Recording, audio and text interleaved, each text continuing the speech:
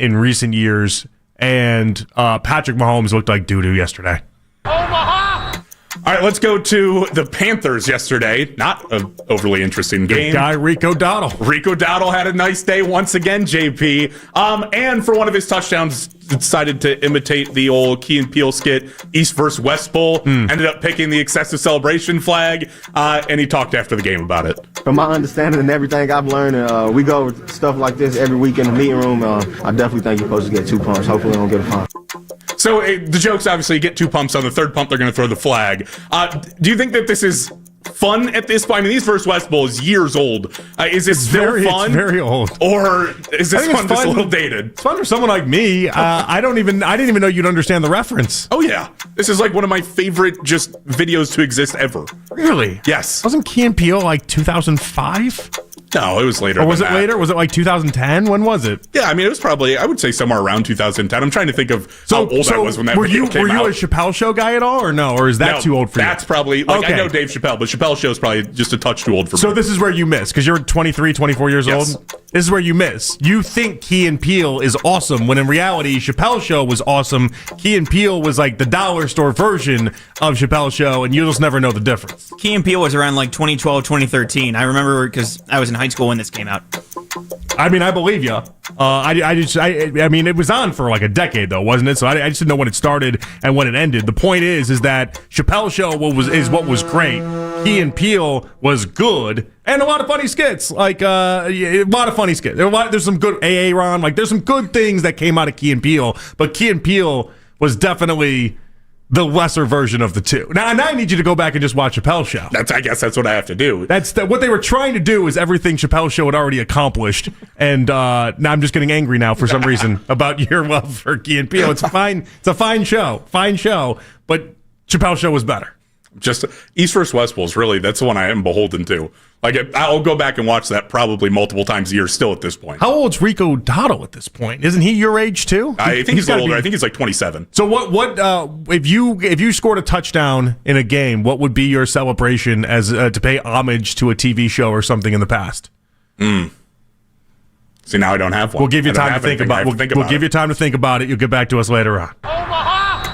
All right, so Hugh Freeze got fired over the weekend at Auburn, and the breaking news for how they found out that he got fired was the standing Sunday 1:30 tee time held by Hugh Freeze at the Auburn University Club was canceled. And so what happened over the weekend is everyone was like, hold on, he's not golfing anymore, but there'd been no official news from anyone. None of the big news breakers had it. It took 4 hours after we found out that his tee time had been canceled before ESPN had broke the news that Hugh Freeze had in fact been fired by his job. It's an incredible display of just understanding what happens in these moments while also connecting some dots, Jake. Yeah, I mean, we're really connected. Couldn't the guy have just been sick? Like, couldn't he have just been like, I'm not going to be able to make that But time. It was everything. It was like what happened on Saturday mixed with how the season has been going to like everything it all added up into making perfect sense. And when I saw some of the Reddit screen grabs of like, oh no, he canceled his tee time, I was like, oh no, Hugh Freeze is definitely cooked.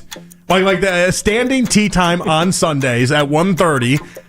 You're making that tee time. A guy like Hugh Freeze makes that tee time. I mean, he clearly makes it because he's had to have made it every week of the year. The cancel is what brought it out. Am I Hugh Freeze? I don't know.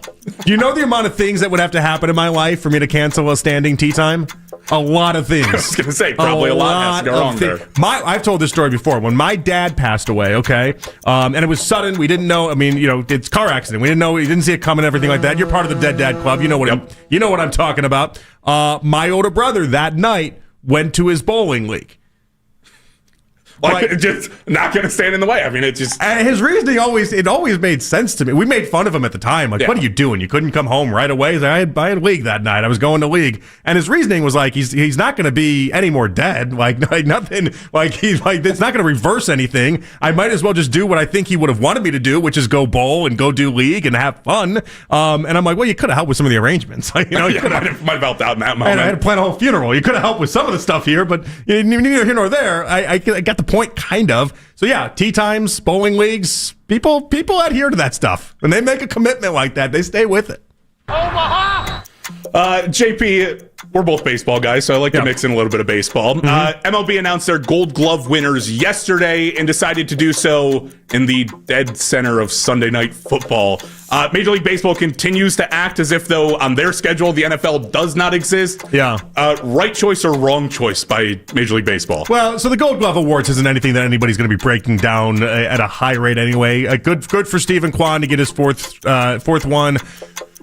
Man, we used to have that thing just littered with a bunch of Guardians players. I remember a couple years ago, we had 5 players win the award. It used to be basically like the Guardians Awards, and now it's just Stephen Kwan hanging out in left field collecting awards by himself. But baseball operating as if football doesn't exist is a bold play, and it has not yet worked out for him, and it will probably never work out for him. Yeah, I don't understand why you don't just, you have this entire week. If you do this 2 days later, if you do this on Tuesday, the only thing getting in the way is, what is the NBA Cup game? Is that Tuesday nights? Is that really going to stand in your way? I think we can battle with the NBA Cup. I think you can rival that with season awards. Ultimately, though, nobody cares about awards the way that I think we think that they care about awards. And this goes even as deep as, from a historical standpoint, the MVPs stay. Because the MVPs, we talk about them. Everyone knows Lamar's won 2, for instance. These things off the top of your head, right? I think the MVPs matter, and they're worthwhile debates. I think the Heisman Trophy matters, and it's worthwhile debates. But I heard Trey Wingo earlier today, and he's like, Shador won the Johnny Unitas Award, and have you seen the list of those guys that have won the Johnny Unitas Award? It's nobody's. And it's like, no, I haven't, because nobody cares. Ultimately, nobody cares about these type of awards. They don't care about They don't care about Gold Glove awards. Nobody cares at the end of the day how many X, Y, and Z you've won. It really is not. We make way too big of a deal about it. It really is not anything that actually matters. Maybe they just need to up the presentation on these. I think that's what, the Heisman Award matters because what do you it's want, televised. Ozzie Smith spray painted in gold handing out the awards? I don't know, maybe. That would do something what's your hook? Also, Sydney Sweeney painted in gold with Ozzie Smith painted in gold handing out awards? That would definitely bring in viewers. You could try. It's not that much money to get. She's on these carpets doing everything. What does that cost for Sydney Sweeney to get out there handing out some awards? That's probably not that much in the grand scheme of things. Can't be that much. Why don't you just do the award ceremony as one big show? Doesn't that bring in a bigger view than being tonight's the Gold Glove Awards. The MVP will be later. I think I just programmed baseball. I think we might have just fixed the award ceremony. You get Ozzie Smith painted, Sydney Sweeney painted, and then you have them hand out defensive awards. A pitching award, you could probably go... I can't even think of her name. That's how bad this is. Livy Dunn. We'll probably hand on Paul Skeen. Only for Paul Skeen's awards. Yes. It would work. It would work. It would also get a little OF on everyone. And I just don't know that we need that in our life. All right. Let's wrap this up with Julian Sayin being the new Heisman favorite, because we just talked about how meaningless awards are. But the Heisman does matter. Julian Sayin, now the odds-on favorite to win the Heisman. What's your take here? I don't see how he wouldn't be. We saw him start off the year slow. He's been next to perfect while also going up against solid competition. Penn State, obviously, fired James Franklin. Drew Aller being hurt definitely takes it down a notch. But, the defense is still really good. Saban had said something over the weekend that was basically along the lines of, I don't know if I did the right thing by just not handing that kid a starting job. It stinks that game just didn't matter after Drew Aller's injury and James Franklin being fired. That game could have been so cool. It could have mattered so much over the weekend. And I watched it the way that we all watched it, but it just was a big nothing burger of a game. That's basically all it was. As soon as that happened, it was gone. Yeah, we don't even have it to talk about at any point in the show outside of this. There's no Ohio State, Penn State convo that can be had from it. It was just the game came and went like a fart in the wind, and that stinks. It stinks because, usually Ohio State, Penn State is that game. One of those games. Obviously, you talk about, the game being the one to talk about. That's usually a matchup that's focused on. It's if Ohio State's going to get upset, Penn State's certainly one of the teams that could do it. And I watched it, but it was also kind of background noise while I was watching it. Yeah. And that is Quick Hits. All right, 216-474 below 92. We'll get back into the Brownies. Daryl Ryder joining us at 3:20. Would it signal desperation for Andrew Berry if the Browns are, in fact, buyers? The latest from Adam Schefter on whether or not the Browns are buyers or sellers, that and more. It's Jonathan Peterlin and Jake Volnick, Afternoon Drive with you guys right here on The Fan.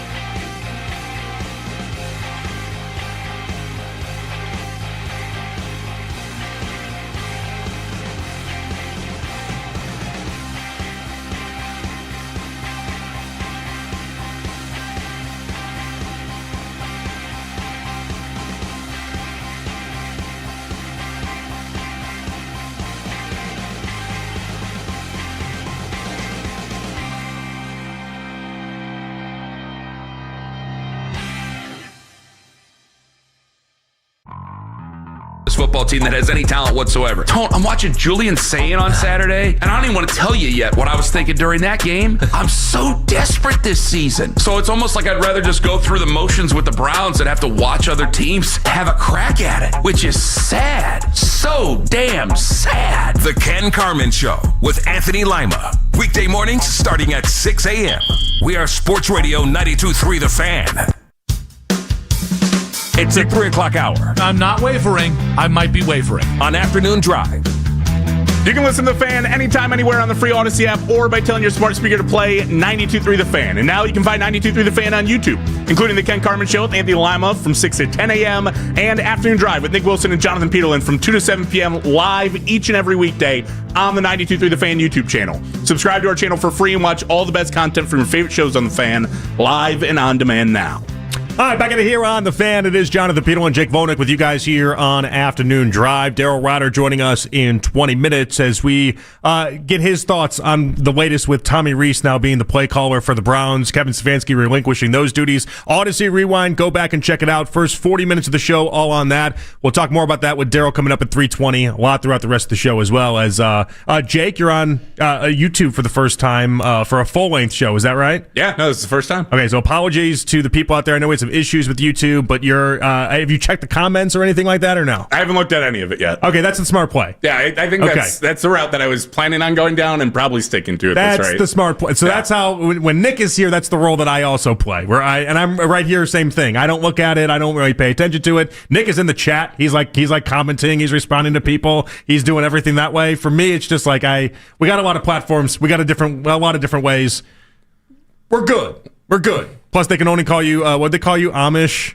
Yeah, I mean, we're not going to go down the route of the other one, but it started with ended with Amish. Well, no, I mean, there were two parts of it. Amish was the first part. First part, probably shouldn't mention on the air. Oh, I don't even know the second part. Okay, I guess we'll find out in between the break how much we shouldn't go down that road. Anything that starts with Amish, though, and ends with... no, it ends with Amish. It starts with something else. Oh, it ends with Amish, okay. Yeah. Yeah. Is it the haircut? Is that what that is? No, I think it's the beard. It's the beard. It's got to be the beard. And when it grows out a little bit, it gets a little Amish. I mean, it just grows out on the sides. It doesn't really lengthen up. I get where that part was coming from. You got it cut up nice right now? There's nothing crazy going on here? It's trimmed up right now. Sometimes we let it flow a little bit too much. All right, good. Adam Schefter over the weekend got a lot of Browns fans, I guess confused more than anything. I was a little confused. Adam Schefter out there saying the Browns are more likely to be buyers than sellers at the trade deadline. And this kind of falls into that category of I just constantly think Andrew Berry is lying to everybody 24/7, 365. Like if you live through the lens of Andrew Berry is never telling the truth,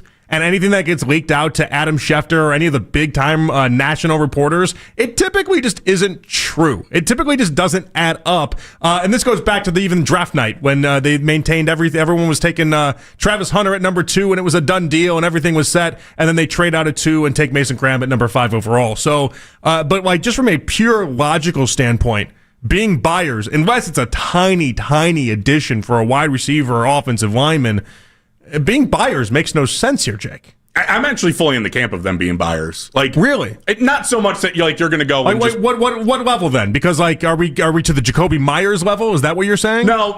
That's the exact level I'm out on. Actually, it's like if you're going to go after the guys who are very clearly your trade deadline targets, who are on 1-year contracts that are going to make the team better this year, and then it's I have to go sign them, right? And they're going to test free agency. Not worth it to me. Well, I'm trying to figure it out. Like, are we Chris Olave level? Yes. Are we are? Yes. That I'm looking at the either guys you already have signed to contracts that are just open to be traded, that are on multi-year deals. Like, I don't actually think Garrett Wilson's name is going to be in those conversations, but if for some reason he was available, like that's a name I would target. Olave's a younger guy who is on a team who doesn't want to throw him the ball, as of evident yesterday, and doesn't have a quarterback to throw him the ball. If you can get him, handing him to an extension like you did with the Jerry Jeudy trade, I think that's worth it. Like something of that level that is a clear wide receiver 1 type of upgrade, or this is going to be an offensive lineman. I'll be shocked if we end up with a wide receiver of the caliber that you're talking about. I hope you're right. Tomorrow, I hope at 4 o'clock, we're winding this thing down, and the trade is Browns land, Chris Olave, and local kid done good, all these things. I have a hard time thinking we're going to actually get that, though. No, I don't necessarily even think that it's going to happen. But even if you're just taking flyers, and let's tell me, the Giants right now, Jalen Hyatt is being shopped. You get Jalen Hyatt for like a 5th-round pick.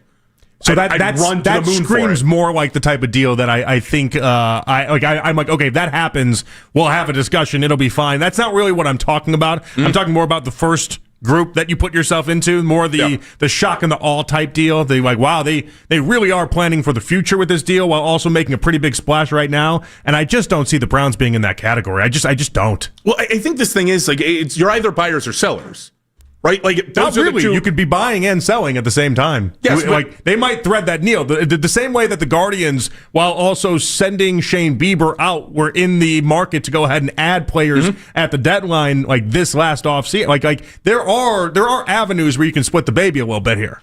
Yeah, no, I mean, I 100% agree that in reality, but it's people are going to label you as buyers or sellers. So if like, well, but what if Adam Schefter's like, are you selling? And they're like, no, we're more likely to buy. Well, but what if you trade David Njoku to the Packers because of the Kraft injury, and you get a third-round pick for that, and then you take that third-round pick and you add another third-round pick or something like that, and all of a sudden you're in a wide receiver that we haven't talked about yet discussion. Like you can do both at the same time. Agreed. You can, but that to me is still being a buyer more than a seller. Like you move off of David Njoku, sure. Fannon's already here, and then you're trying to upgrade somewhere else. Like you're actively trying to upgrade your team with players rather than just acquiring assets. Like that's what he was telling me when I see that report. It's we're going to go after players that either are going to make us, we're going to be able to control in the future, or we think are just absolute darts at a dartboard that are worth taking. That's them being buyers to me. Is let's add talent to the roster. Let's not just bank on, we're just going to draft 15 guys. And this is a true rebuild. Okay. Like, we're not starting this thing from the ground. We want established players that we obviously are still looking to have a window open for multiple years. That's where I hope we end up with somebody like an Olave type or someone of these wide receivers that we're talking about, is because it'll tell me that we're not just sitting here for the next 2 years twiddling our thumbs. You put a lot into this, I put a lot into this, fans put a lot into this, and it stinks when you see a deadline where you just sell off a bunch of pieces and it doesn't seem like you make any worthwhile investments towards the future because 2026 won't really matter. Like that as a fan, that just kind of stinks. Yeah, no, it's horrible. Like that's the worst thing we go down. The Browns have done the opposite of that leading into this year, though. Yeah. Like by re-signing Myles Garrett to the extension, by making sure that all of your key pieces are here, retaining the entire offensive line. Like they did everything in their power to tell you we want to compete. And it might not be this year, but we're going to compete soon. Oh, the offensive line was a grave mistake, though. I don't think they're wrong, but they were clearly trying to make something work there. The whole offensive line outside of DeJuan Jones entering in a free agency at the end of the season that's just bad planning. Yeah, I don't betting on Teller, betting on Conklin, betting on some of these guys that consistently do get injured. And actually, Wyatt Teller spoke today, and he talked about wanting to be a Brown forever. He's one of these hot names. And Wyatt Teller, I actually think they should re-sign. I look at him differently than Conklin. Conklin's made of glass. He's always injured. Wyatt Teller is just a really good football player that sometimes pops up with injuries. He's somebody I think I would sign if I were the Browns. But this is what he had to say today.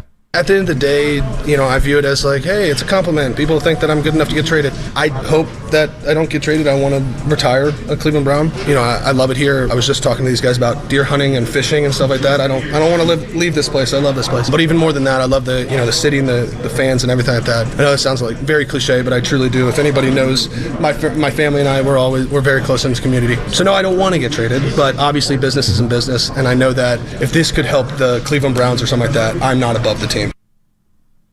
Oh, damn, not above the team at the end there. That almost made it seem like he was fishing for it. It almost negated everything he said leading up to it. I was like, oh, he's really about the Browns. And then I'm like, wait, no, you went too far there. You put the Browns above your own personal interest. That's where I stopped believing in you.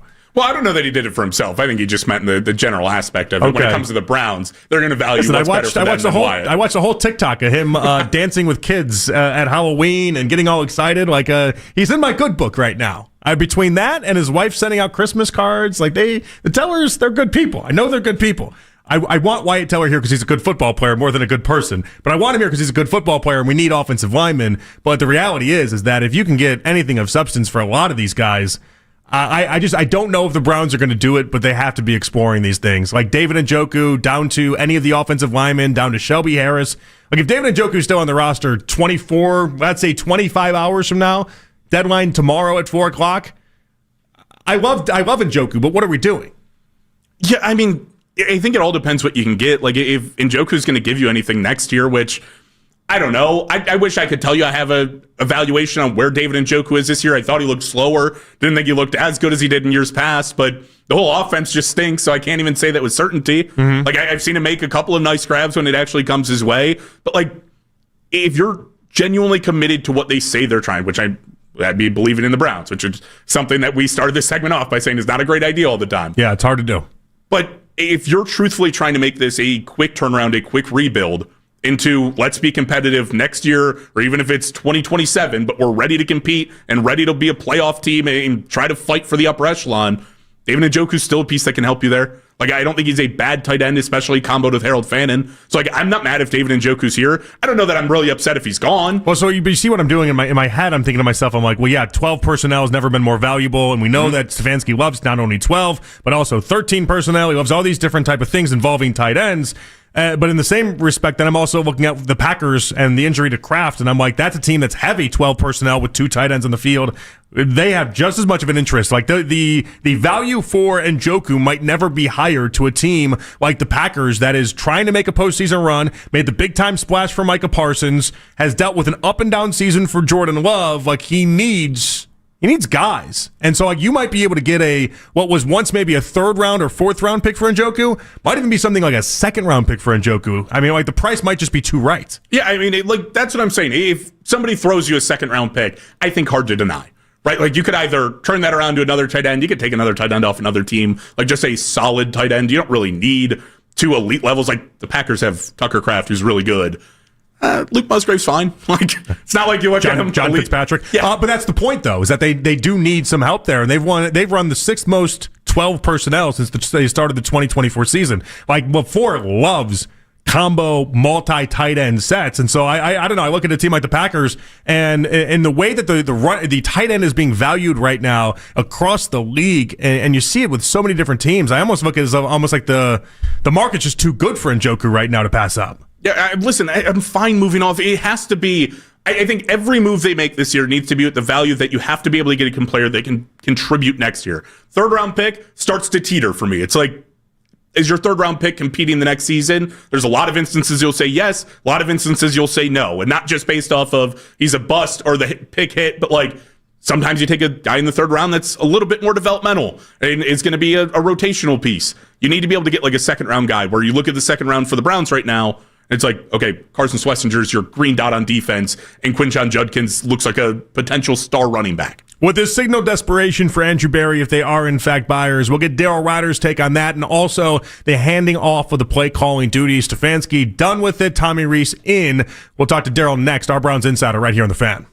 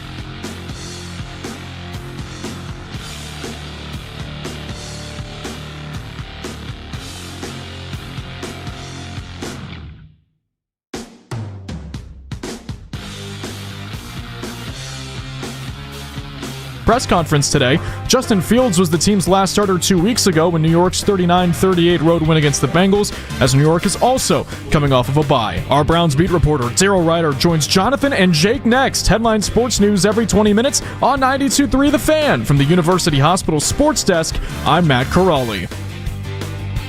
Whenever you need to talk college football, we've got you covered. We are Sports Radio 92.3 The Fan.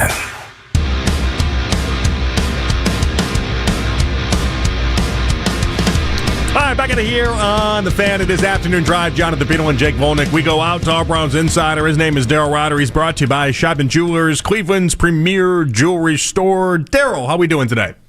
Doing all right, guys. I guess the bye week fun is over and back to reality. Yes. Well, at least they gave us news today. You know, they could have left us with nothing, and then we'd be talking about hey, trade deadline up until tomorrow, which we will do, by the way. Tomorrow at 4:00 is the trade deadline. A lot of important things can happen before that gets underway. But Daryl, Stefanski giving up the play calling duties for the second straight year. What did you make of the handoff to Tommy Rees? Desperate move.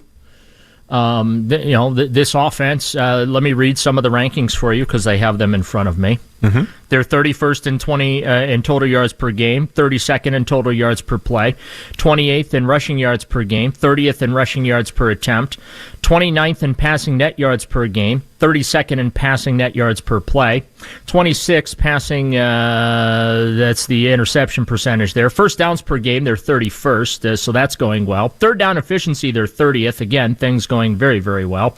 Points per game, 30th.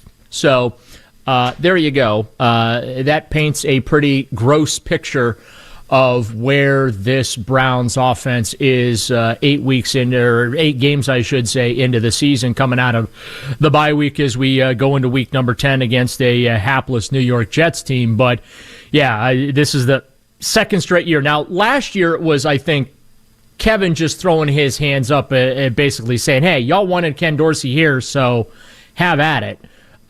This one feels like things are just so bad. Let's try anything to shake it up. Not going to bench the quarterback. You can't bench any of the receivers because, quite frankly, that's all you have to work with. And so, well, what can you do to make it look like you're trying to do something here? Okay, we'll give up the play calling. Let's let Tommy Rees go ahead and handle that. So that's what that felt like to me today. So, Daryl, then if you're Kevin Stefanski and now in back-to-back years you've given up the play calling, this time under your scheme as the X's and O's guy, how do you even rationalize going forward and going into next year where Kevin's still the head coach and potentially a play caller again? You don't. I don't think you can go into next year and have him be the play caller again. This is the second straight year that he has done this. Now, the circumstances or the motives behind it might be different, but doesn't matter. So I think that at least as far as the head coach of this particular football team, I think it's fair to say Kevin Stefanski's days of calling plays for the Browns are over. And that obviously is something that he feels he's really, really good at. And, I heard you guys take earlier. I agree with you. I don't think that Tommy Rees is going to be a better play caller than Kevin Stefanski is. I certainly don't expect that the offense is going to be any better than it is now. I'm not expecting any type of a dramatic improvement just because Tommy Rees is calling the plays. Like I said, I feel like this is kind of a lipstick on a pig type of a move. You know, the shocking part for myself, though, Daryl, is how much it appeared that he believed in Dylan Gabriel. And then we had the coaches, the comments on Thursday night that we played here on the show on Friday from the coaches show, where he was just waxing poetic about how he had all these guys open, but he needs Dylan to push the ball down the field. And it ends up being a little bit of a surprise, because if Stefanski thinks he's as good as he does at this, and there are guys that are as wide open as he claimed, then it is an interesting move after evaluating over the weekend. Well, part of it is Shador Sanders has a back injury. He did not practice today, so I think that might be part of it. Also, too, it's not like they've been warming Shador Sanders up here. He doesn't get first-team reps. Now, you were able to give Dylan Gabriel all these first-team off-season reps because you had the veterans in, right? And that's one of the arguments. Well, the veterans, you don't need to give them reps. You can go ahead and give it to one of the kids, and that's fine. But clearly the reps have done Dillon Gabriel no good. Just watching what we watched over the last 4 games with Gabriel at the helm. So, at some point they got to get Shador ready to play with some first team reps. But the problem is Dillon Gabriel stinks to high heaven, and so you need to get him as much work in practice as you possibly can. So that is an interesting dynamic that Stefanski and Reese are going to have to juggle here, because at some point they are going to turn this over to Shador Sanders so they can get a look at him. Daryl, do you think this type of move actually extends the leash for Dillon Gabriel in any way? No, I don't. I would say the leash gets extended as long as Shador Sanders is not healthy enough to practice or play. So what was the update with Shador today? He didn't practice today because of the back injury. I know he went to Colorado over the weekend, and I know he previously said that he thought the back injury would be fine, but no practice today. Yeah, no practice for him today. So, and then honestly, Jonathan, that's your update. He didn't practice today. Okay, it's a little upsetting because it seemed like he was trending in the right direction, and then to not practice today feels like anyone that dreamed of maybe a halftime appearance in the Jets game from Shador, that one's kind of gone away now. Well, look, there's some time between now and Wednesday, Thursday, Friday, so there's still plenty of time for him to get on the practice field and still be the number 2 quarterback. But right now, I wouldn't be surprised if Bailey Zappi once again is the number 2. So, Daryl, obviously, trade deadline coming up tomorrow. We have the report that Browns are expected to be buyers. What does the word buyers actually mean to you in this scenario? Is that look out for a big splash, or is that you're trying to take a couple of long shot pieces? Like, what does that statement actually say about what the Browns are trying to accomplish? You're not just sending players out for draft picks, right? You're getting something in return outside of just an asset, and honestly, I feel like that's the type of move that Andrew Berry might be looking to make here, similar to the Greg Newsome for Tyson Campbell trade. If he can pull one or more of those off involving an offensive tackle, I mentioned that with the morning show this morning, or a receiver that's over 6 feet tall. Now, some good news coming to the receiving corps is the fact that the 21-day clock is now ticking for Cedric Tillman to be activated. Kevin Stefanski did indicate he expects to play. We talked to Tillman in the locker room, too. He also indicated that the hamstring is good to go, and it is his expectation he'll be ready for Sunday against the Jets as well. But you got to get through the week here and see how things play out. That obviously is very, very good news for the Browns because he is a bigger target. He's above 6 feet tall. Oh, thank God. Maybe we won't have national analysts like Mark Schlereth calling these guys a bunch of short dudes on television in the middle of games, laughing at the ineptitude of the production that's coming from that room, or therefore the lack of production that's coming out of that room. So, hopefully Ced can come back and, maybe give Dillon Gabriel a target down the field he can actually see. Back to Shador for a second. Do you think the Browns would entertain a Shador Sanders trade? I don't think so. I think that they're committed to the bit here with trying to develop both of these young guys. All right, asked and answered. It's one of those deals where we had a call earlier, and we'll talk about it later on in the show.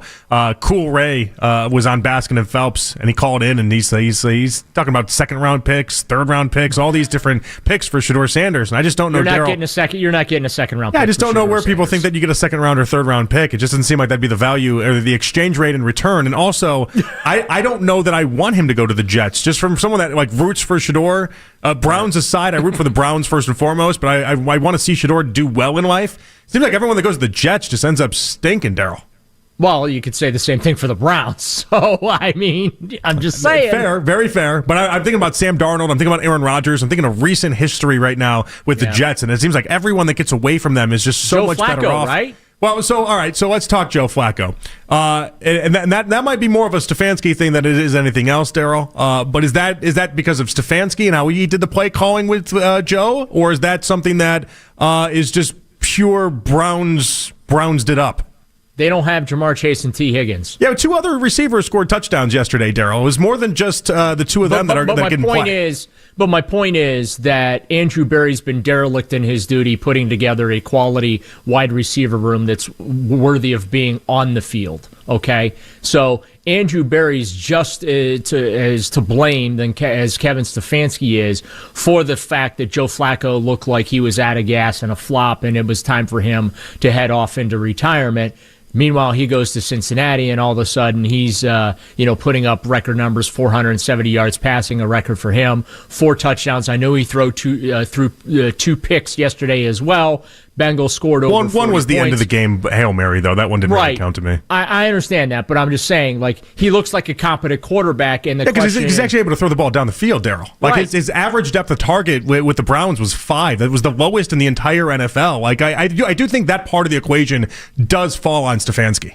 Well, no, I think that part of the equation falls on Andrew Berry because there's no targets worthy of throwing to outside of Jerry Jeudy.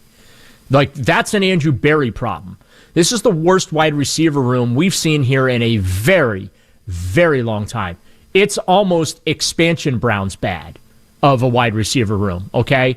We're talking you're trying to win a game. At least they haven't tried to win a game just completing like 1 or 2 passes in a game. We haven't gotten that bad there, but no, make no mistake about it. They're pro wide receivers, though, Daryl. You're acting as if like they can't catch passes 20 yards down the field. Just because they're pro wide receivers don't mean they're any good. If they're open and they're 20 yards down the field, they can catch a Joe Flacco pass if you play in the NFL.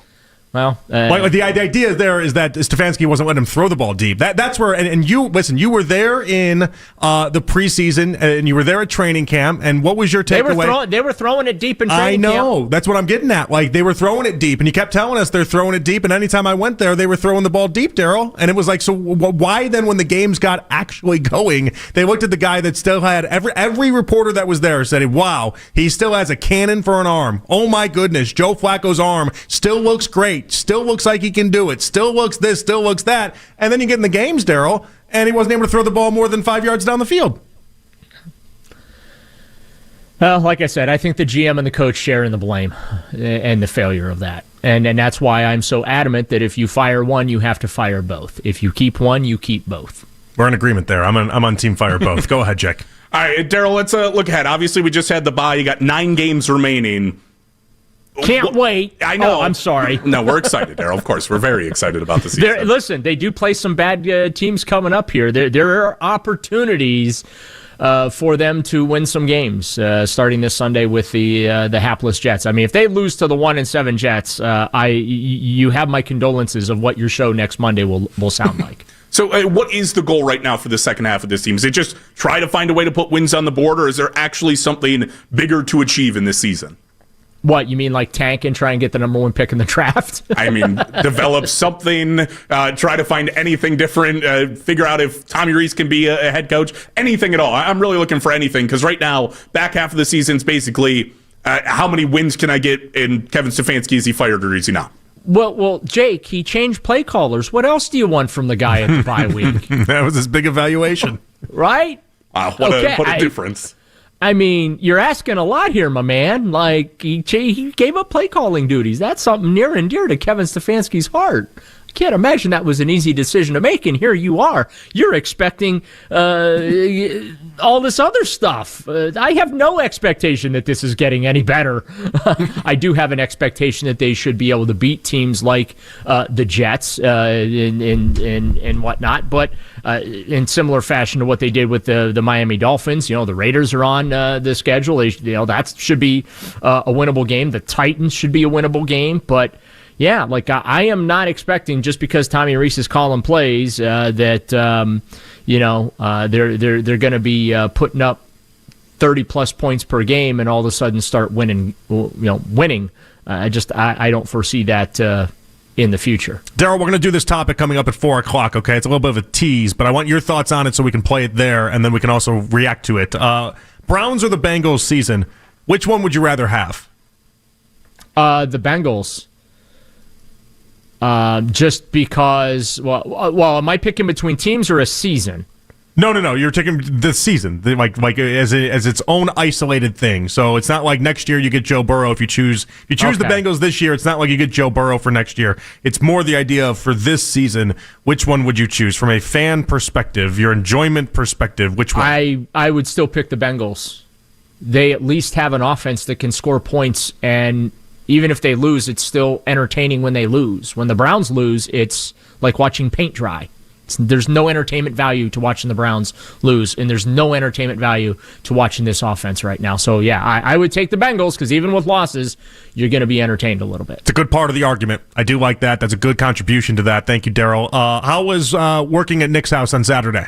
I'm in a lot of pain. I'm not going to lie. You're in pain? How are you in pain? I have parts of my body that I did not know I had that are barking. What were you guys doing? I thought you guys were just. I didn't know it was this intense. Yeah, well, when you're working down on the floor, that takes a toll on the old knees. So. Nick had made it seem like you were Bob Vila, like you were like you just. This is something you just do all the time. Yeah, well, we got a lot done, but we got some more work to do. But it was a lot of fun, and it's going to look great when we're all right. done. Just two friends here talking. We're not on a radio station right now or anything like that. Did he buy you pizza? Did he buy you beer? What did he do to take care of you as you slaved over his house for hours on end? Apparently broke your body. Some of the best chicken and potatoes I have had in a very long time. I knew he'd take care of you. Chicken and potatoes. Yeah. Okay. I definitely ate well. All right, that's good to hear, Daryl. I'll talk to you tomorrow. You'll be in with me tomorrow for 5 hours. Is that right? Yeah, something like that. All right, we'll talk then. Thank you, Daryl. Thanks, Daryl. All right, Daryl Ryder right there, brought to you by Shop & Jewelers, Cleveland's premier jewelry store. Never a good sign, Jake. You're too young for this. You're going to get there at some point where you start to do different things around the house, or you do one big project, and then all of a sudden you're like, yeah, things hurt. Things just hurt everywhere. If I don't use my little Theragun, and if I don't ice every single night, I'm constantly just like, this hurts, and I don't know why. Well, JP, I'm fat. We're getting there a lot faster than later. You're not okay, fat. We're a little fat. Listen, we don't have to be nice here. We don't have to be kind. All right, I replaced Nick in his chair. I'm not a fat one on the show. We're getting there faster than not. You're the fat one on the show. Yeah, you're not that fat. You're not even fat at all. Are you? Now I feel bad. I said for saying that fat. You're not. I don't think you're fat at all.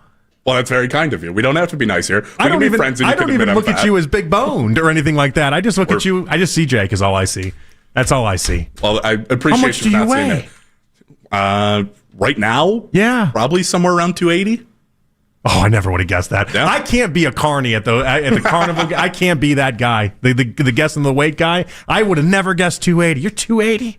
I would have guessed like 225. I played those one time, and I think that normally I carried my weight in an okay way, and I was much younger at the time. I was like, I'm wearing a little bit baggier clothing. This person's going to guess under. They guess 25 pounds above. I was like, oh, all right. Well, guess I guess that's where I'm at. I'll take my toy and my day of disappointment and self-shame. Thank you. Yeah, great. I won a Squidward. Congratulations. What a great prize. Well, it's not worth it. My feelings got hurt forever. What a great prize. 216-474-0092. We'll react to some of what Daryl had to say. And was yesterday more enjoyable without the Browns? It's Jake Volnick, John of the Peterlin. Afternoon drive with you guys right here on The Fan.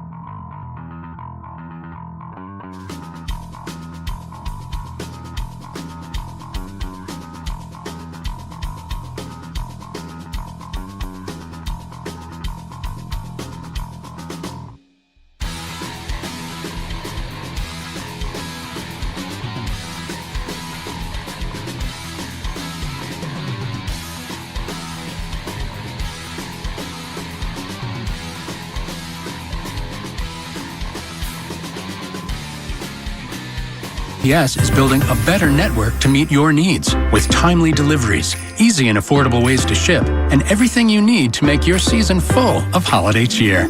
Our purpose is delivering your peace of mind, knowing your love will arrive, bringing joy to all. The United States Postal Service. Learn more at USPS.com/holidays. Don't trust anybody with your Cavs coverage unless they have sports in their name. We are Sports Radio 92.3 The Fan.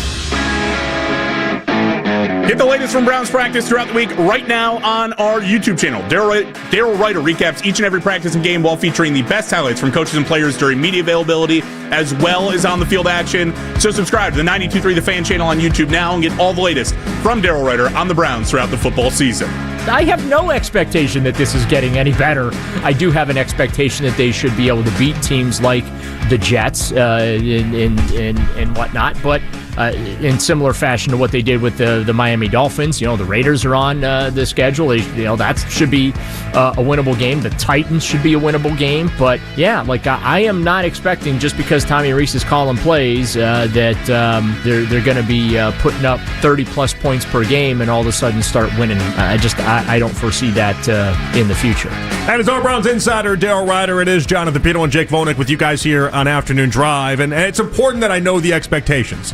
Because, Jake, if it comes out and then we see Dylan Gabriel on Sunday against the Jets and he looks awesome, I need to be able to know that Daryl was not surprised, or was surprised, by that output. Because I feel like not a lot catches Daryl by surprise. I want to know if that catches him by surprise. Because for myself, if that happens, that'll be the worst scenario possible for one Kevin Stefanski. Although you will be starting to win games potentially, and you might have righted the ship for the season, which ultimately is what he should care about the most. It'll be a direct reflection of him not being the guy when it comes to play calling. Doesn't this feel like a really odd time to you? I get the bye makes a lot of sense to do this, but with the Jets on the schedule, it almost feels like it'd be lined up for this type of thing to happen. This will be by far the easiest defense Dylan Gabriel has faced. Well, so maybe you can make an argument that he wants to put Tommy Rees in a good position then. If you're going to go ahead, this is why I always thought with Shador, when Shador makes his start for the Browns, I want it to be one of the softer games instead of, hey, let's play the Ravens defense the following week. I want a soft launch into that. Give the man a chance to have success before he just, anytime you enter against one of the premier defenses in the NFL, I just feel like that's an awful welcome to the NFL type moment. I mean, Dylan in some ways got that, right? The Vikings defense definitely isn't bad. They're not bad, and last year they led the league in takeaways. Mm-hmm. There's a lot of good with that Vikings defense. I think where they set him up to fail was putting him in London to begin with. There's a lot about Dylan's first 3 games that I thought maybe weren't the most fair to Dylan, but also I'm going to punch myself in the face listening to me, because I'm thinking to myself, it's still the NFL, dummy. You still, at some point, you can't really be picky about these things. It's one of the cases when we talk about Shador, everyone's like, oh, well, he'd have no chance here for reasons X, Y, and Z. And it's like, that's not, as a Shador supporter myself, that's not what anyone has ever asked for when it comes to Shador. You just want the opportunity. And then it's up to you to overcome those obstacles. Yeah, but you see where this gets weird? If this is for Tommy Rees to succeed, you're not doing that with your own quarterback, where you're not setting him up in a spot. Why all of a sudden is it the OC who you're basically giving your entire job away to as the play caller to then, okay, now he needs to be in a spot to succeed and be better, where in a lot of ways I would give the same argument. It's the NFL. If you're going to be a good play caller, you're going to be a good play caller against Minnesota or the Ravens, the same way that you'd be a good play caller against the Jets. It's a good question you ask, and it's an important question you ask. I feel like Stefanski's reasoning here is that, so you're not getting your pound of flesh, right? Mm-hmm. You're not getting your firing. You're not getting this guy is being held responsible or culpable for why we are 2-6 and why this team stinks. And so for Stefanski, I feel like for him, this is a big deal. This is as big of a deal as firing Bubba Ventrone, for instance. I feel like in Stefanski's eyes, I can't express the magnitude of him giving up the play calling, even though we just watched him do it last season. The magnitude of him taking away the thing that he enjoys the most out of the NFL. Him taking that away, I feel like that's his way of saying, all right, this is my punishment. This is my pound of flesh. If you guys wanted some reaction, this is what I'm going to give you. And I feel like, that really is the only way I can take away why he's doing this right now. Which, by the way, is just absolutely drives me crazy from the start. That's part of the NFL. I know, but that's the thing that, with a lot of other teams, play calling would not be the biggest thing on the table. like far and away would not be the biggest thing. But for certain coaches it would, right? McVay, it would. LaFleur, it would. Shanahan, it would. Kevin O'Connell, it would. And he feels like he is one of those type of play callers. Okay, and again, in many ways, it feels almost like there's a part of me that thinks Stefanski goes to bed at night and thinks I'm handicapping myself. I'm legitimately, I am making this team worse by doing this, but I'm going to go to this extent because I have to. Like there's no way that he goes to bed thinking a first-year guy in Tommy Rees can call plays better than himself. Zero chance.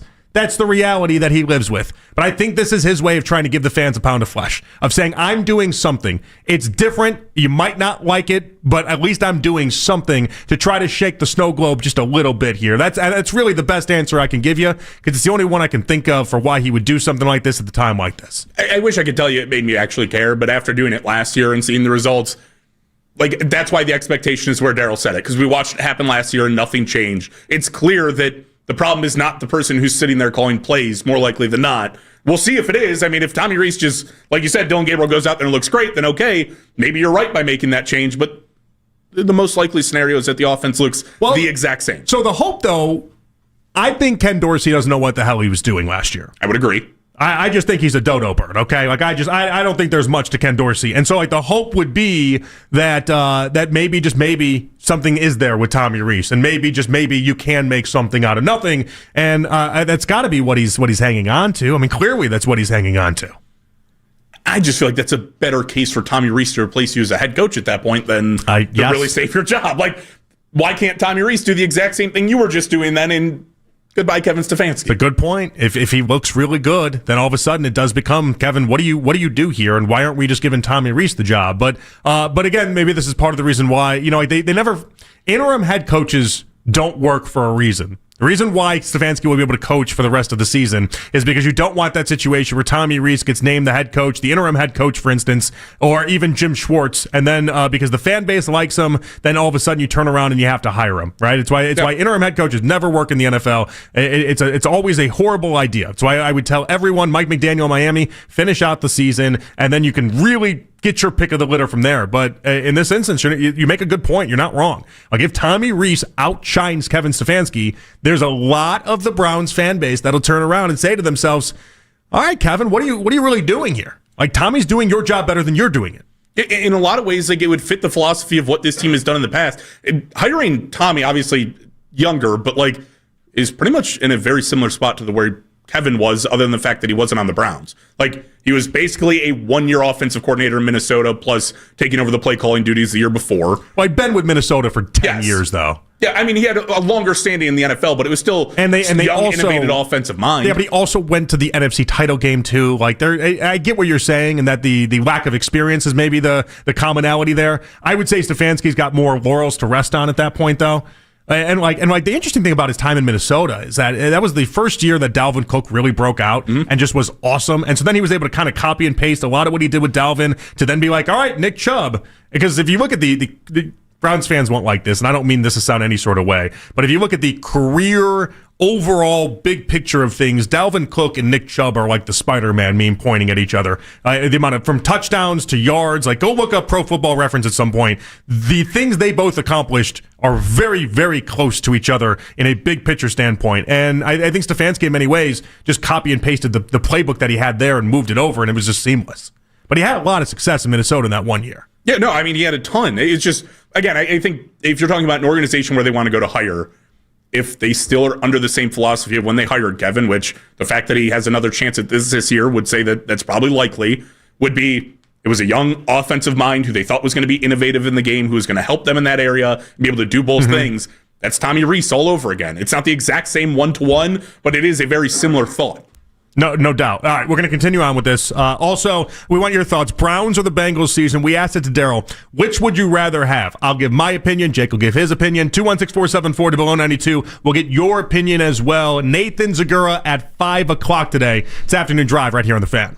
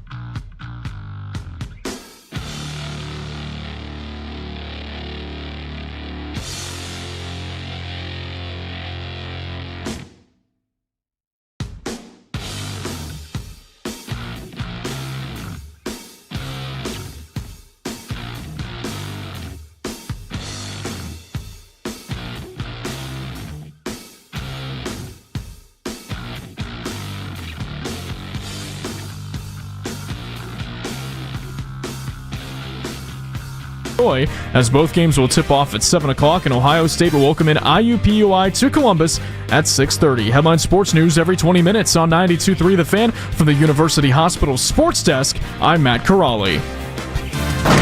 Hear the point of view from the O-line. John Greco joins Ken Carman and Anthony Lima Tuesday morning at 8 a.m. Cleveland's Sports Radio, 92.3 The Fan.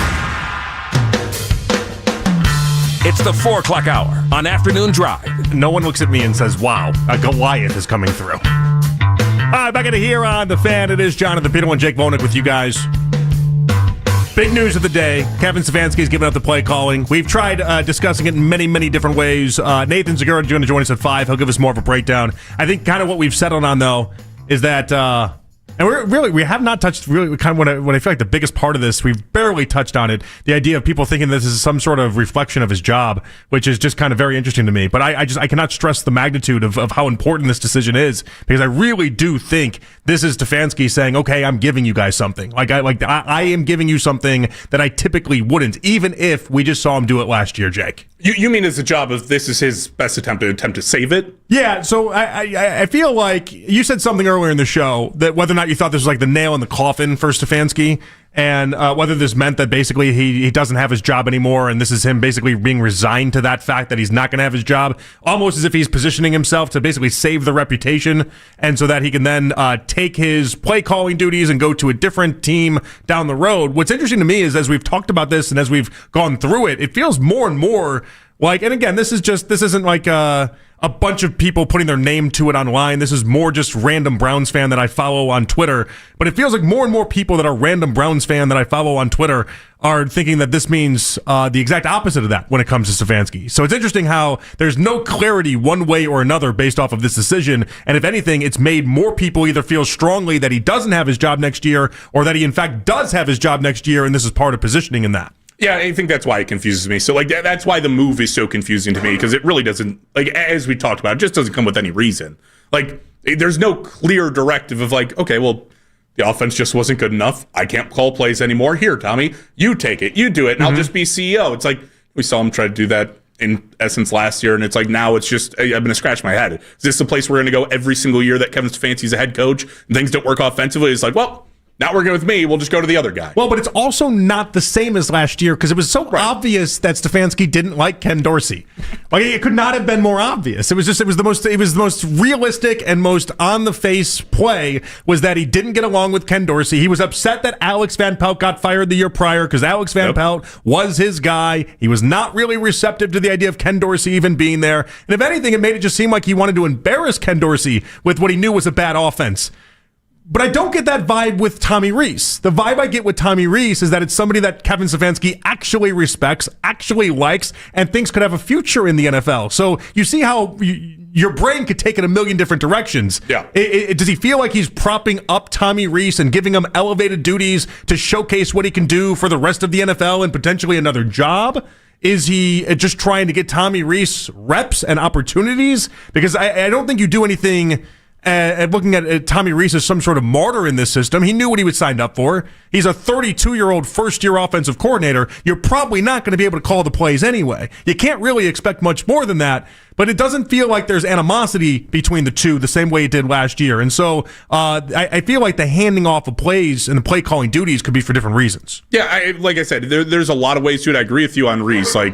Yeah, you're 32, you weren't going to get that job. You're probably going to have another one after this. Even if you were the martyr and you were to be fired, I'm sure Tommy Rees will get another shot somewhere. So it's like, I don't know. It's just confusing to me why it happens. If you're looking for a season to prop up Tommy Rees, I'd probably be like, oh, we've already clinched a playoff spot. We have 3 games left. Here, Tommy, show him what you can do with the play calling. Not, hey, we're 2-6 and my job's on the line. Yeah. Tommy, you want another job? You want to come work with me maybe somewhere else?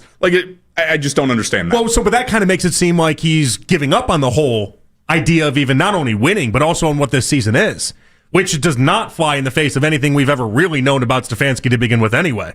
Very puzzling for a lot of reasons. 216-474-0092. I want to hear from you guys, though. Mike and Stowe up next. What's up, Mike? What's going on, Mike? Hey, good afternoon, guys. How you doing? Hey, Mike. What's up, man? Oh, so, it's I like the move, and I'll tell you, I've always said all along, I prefer in a situation when you have a head coach, for him to be leader and have an offensive coordinator and a defensive coordinator. I like that system better than having the head coach, calling the plays. I think there's a lot of distractions in a football game, clock management, so many other things that I just think there's an inherent advantage. It doesn't mean they can't be helpful with it and have some say in it, but I really think it's better set up this way. I prefer it to go that route. I'm going to just say right off the get-go, I'm not from a person who believes that this season we had any intention on us winning a lot of games. I really do believe, Tank, we weren't feeling we could be competitive enough to get over any kind of hump that mattered. So I felt like, because our ceiling was so low, we might as well go for our floor because that's what we really need to do to help. And, it's just, I don't think their job's on the line. I really think that, the owner and them, they knew that this is what had to be done. We can only go so far with it. I think that's why some of the moves have been limited. It's a. So wait, so are you, Mike? Are you suggesting that they made this move almost as if to be like, we know you won't do better than Stefanski, and Stefanski's already struggling. This will guarantee that we get X draft pick that we want? I think that was going to happen. No, I don't think so. I don't think this helps in that scenario at all, Jonathan. Actually, what I think this does is it lets Stefanski work at keeping the team together, which is what we need to continue to do because we're going to continue to lose some games. It's what we're not going to go on a winning streak. I want them to lose to the Jets. I hate this, but I do because that's a tiebreaker versus a team that wants a quarterback just as bad as we do, possibly going into next year. So, and if we end up with a tiebreaker, it's the same at the end. We want that tiebreaker. So losing to them is huge. And I know that stinks. And I hate this kind of football. We've done it. I'm over 50. I'll just say that. Mm-hmm. So I've been many of these tank seasons and I hate them, but I also realize we can only go so far with the competition in not necessarily in the division. I know the division has gone in the crapper for whatever reason. Nobody saw that. But in the conference, we can only go so far. So I just feel like this is, I like it better. I want to see Kevin, get the pressure off him a little bit and try to lead the team now and, maybe find some things better. Maybe Mike, you can, It's a good theory, and I appreciate the call, Mike, as always. Yeah. It's a good theory. The problem I have with it is that if you expect Stefanski to be a rah-rah guy, you got the wrong guy. It's never going to be the case, Jake. Yeah, so I'm trying to think in my head, if you hand off play calling duties to your Kevin Stefanski when you're not the rah-rah guy. Yeah, what's the trade-off? Yeah, what are you getting better at by not being focused on calling plays? Mm-hmm. Where do you provide value elsewhere? Is that trying to bring the team together as a cohesive unit? Because in a lot of ways, they voice frustrations, but this year they felt very cohesive.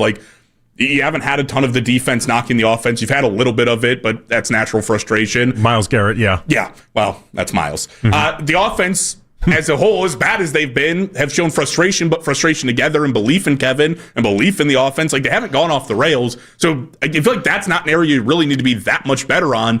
I just don't know what your job becomes other than I'm CEO, I delegate, and now I'm timeout manager. I know. It becomes really hard, and I'm trying to think like Sirianni in Philadelphia, for instance. One big thing is they always worry, when Shane Steichen left and Jonathan Gannon left, it's all right, who's replacing the offensive and defensive coordinator? And now you have Fangio in there, and you have all these different pieces. And it's well, is he a great head coach, or is he just a great offensive coordinator, defensive coordinator? He hired two really good guys, and he's been able to overcome the idea of that, right? He's by existing and winning the way that they have, it's all right, he can deal with different versions of offensive coordinator, defensive coordinator. The reason why Stefanski got the job is because of his play calling. The reason why he got the job is the same reason why Shanahan, McVay, LaFleur, all these guys, KOC, it's the same reason they all have their jobs. Because of the play calling. That's what you do that makes you good at this. And so to strip that and take that away, it doesn't make sense to me. And there's guys, by the way, who I think kind of fly in both directions, like Ben Johnson, who obviously now at the Bears, he's more of an X's and O's guy, but you've Definitely. also seen him, I think, show a lot of emotion in that locker room and be a little bit more of a rah-rah guy than Kevin is for sure. I think you're either born with that or you're not. I told this story previously last week. I'm watching that Barstool Invitational, the golf tournament that they're doing.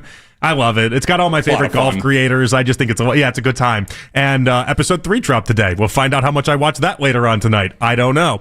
But John Gruden is on one of the teams, and John Gruden does this ridiculously elaborate speech on a dime. They're just Gruden, we're down. We need some get up, basically. And he delivers this pep talk, and it's like, you would have thought the man wrote this thing down and had this thing delivered like it was almost like somebody could sell a masterclass to how he was able to pull this off, and better than anything you or I could ever do on the top of our dome ever. It was awesome. I wanted to run through a brick wall for Gruden, and it's like, well, why? Because that's who Gruden is. Yep. That's who he is. At the heart of it, that's who that guy is. And I really do believe when it comes to coaches, doesn't matter what sport it is, you're either born a coach or you're not born a coach. And when it comes to Stefanski, that part of him just missed it. Like, his dad has obviously been around sports for a million years. What's his dad do in sports? He's not on the sidelines in the NBA. He's a front office guy. Like, I think when it comes to game theory, I think when it comes to parts of sports and parts of the NFL, Stefanski really knows what he's talking about. But we've blurred the lines with these coaches in a big-time way of what part of being a coach do you like the most, and do you actually do well? Are you the rah-rah guy, or are you the scheme guy? And Stefanski's a scheme guy. And so when the scheme guy gives up being the scheme guy, what exactly do you do?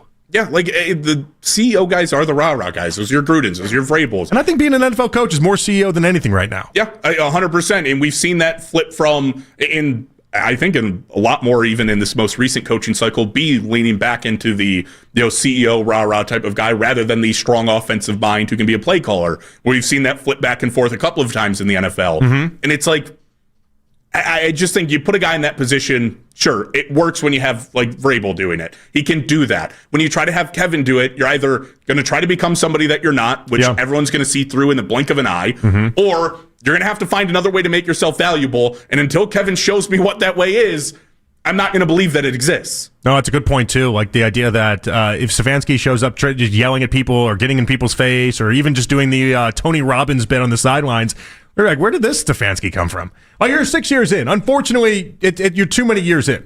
It's like it's like if I tried to come here dressed in a suit and tie every day, people would be like, you've been here for 10 years. You don't wear suit and ties. I'm sorry. At some point, like if I got a job in a different market, I could show up wearing suit and ties every day, and people would be like, "Oh, I guess he just wears suit and ties." Like, no, but I've been here for 10 years. If I started doing that, that's weird. It's odd. It's different. It's like if you're in high school, for instance, and your personality, like 2 years in, you've seen kids try to like change it after a couple years. It's like that doesn't work for you. We know you as the emo kid. You don't get to just not be the emo kid anymore. I'm sorry. You got to transfer to a different school if you want to not be the emo kid. We've known you for too long. Well, maybe this is, and I don't think it's fully leaning into this, but we heard Kevin give he got in the offense's face, was upset with them before the Miami game, and then all of a sudden the Miami game was a success. Maybe he thinks there's an avenue there. Maybe he thinks he can be that guy, and he can be the CEO. I'm just going to yell. I'm going to get into people's face. I'm going to try to rile up this team because it worked against Miami. Now, we all know why it worked against Miami. New team. If you go be the Titans head coach next year, you can go and try to sell to every Titans fan that you're a rah-rah guy, you're Tony Robbins, you're this, you're that. We've just seen it for too long. Try telling David Njoku and Myles Garrett that you're something different than what we've seen for 6 years. You're too far, you're too deep into this to all of a sudden turn around and be something that you're just not. 216-474-0092. Mike in Canton. What's up, Mike? All right, this is the thing. He can't teach his philosophy here with the Browns, but where could he teach his philosophy? You tell me. How about the college level? Yeah, I just if you're Stefanski though, you want Stefanski to coach Penn State? I think he got an offer. An offer from Penn State to coach their team? Is that what you're saying? Yes, I do. For like $15 million a year or something rosy like that? I don't know. I don't know. Because they're having a hard time finding a coach. So you think he's trying to get himself fired? Is that what you're suggesting? No, I think he's already been given the notice. Oh, you think he's already got the pink slip? They already said you're fired, that's why and he's already. I'm trying to follow it, Mike. So he's gotten the pink slip, and now he's already lined himself up the Penn State job. In the meanwhile, and he's given the thing over to what's his name? To Tommy Rees. The coaching. Yeah. Okay. All right, Mike. I'm taking it all in. It sounds incredibly stupid, but I'm taking it all in. I went full tinfoil hat there for YouTube, okay? Full tinfoil hat on the head. This is the most wild conspiracy. He's not going to be, I mean, maybe he's a Penn State coach. He certainly hasn't gotten the Penn State job. Why are you saying maybe? Don't even say maybe. I mean, if that's really what he wants to do, sure. Maybe he could be hired doing that. But there's about a 0.01% chance and a lot higher percent chance than anything else. Hey, Nick's not here. Maybe take a couple more phone calls today. Oh, yeah. Sounds like a good idea. Maybe we should do that. Oh, maybe not. Yeah, maybe not, guys. Maybe not. No, you guys, it's full phone lines. I get it. If you guys want to get in, we can do that. I love theories. You know this about me. I love theories. I hate that theory. That's not a good theory. I love theories. That's not a good theory. He's not a college coach. No part of Stefanski's a college coach. Also, I don't think the X's and O's works as well in college either. Like, the scheme guide does not work. Like, it has its own place. You've got to be able to take. You're giving it too much credence. Stop giving that one too much. You're giving that too much oxygen. Okay, let's not do that. 216-474-0092. Oh boy! All right, Nick was passionate. All right, you guys are into this. We'll stay with this one as well. We got a couple other topics we got to get to, but obviously it's this big story of the day. We don't want to run from it. We got a lot to get to. Nathan Zagura joining us at 5:00. We'll continue with your phone calls as well as Tommy Rees, the new play caller. What exactly does this mean for the Browns, and what does it mean for Kevin Stefanski long term? Despite him not going to the college ranks, what does it mean for him with the Browns? 216-474-0092. It's Afternoon Drive right here on the Fan.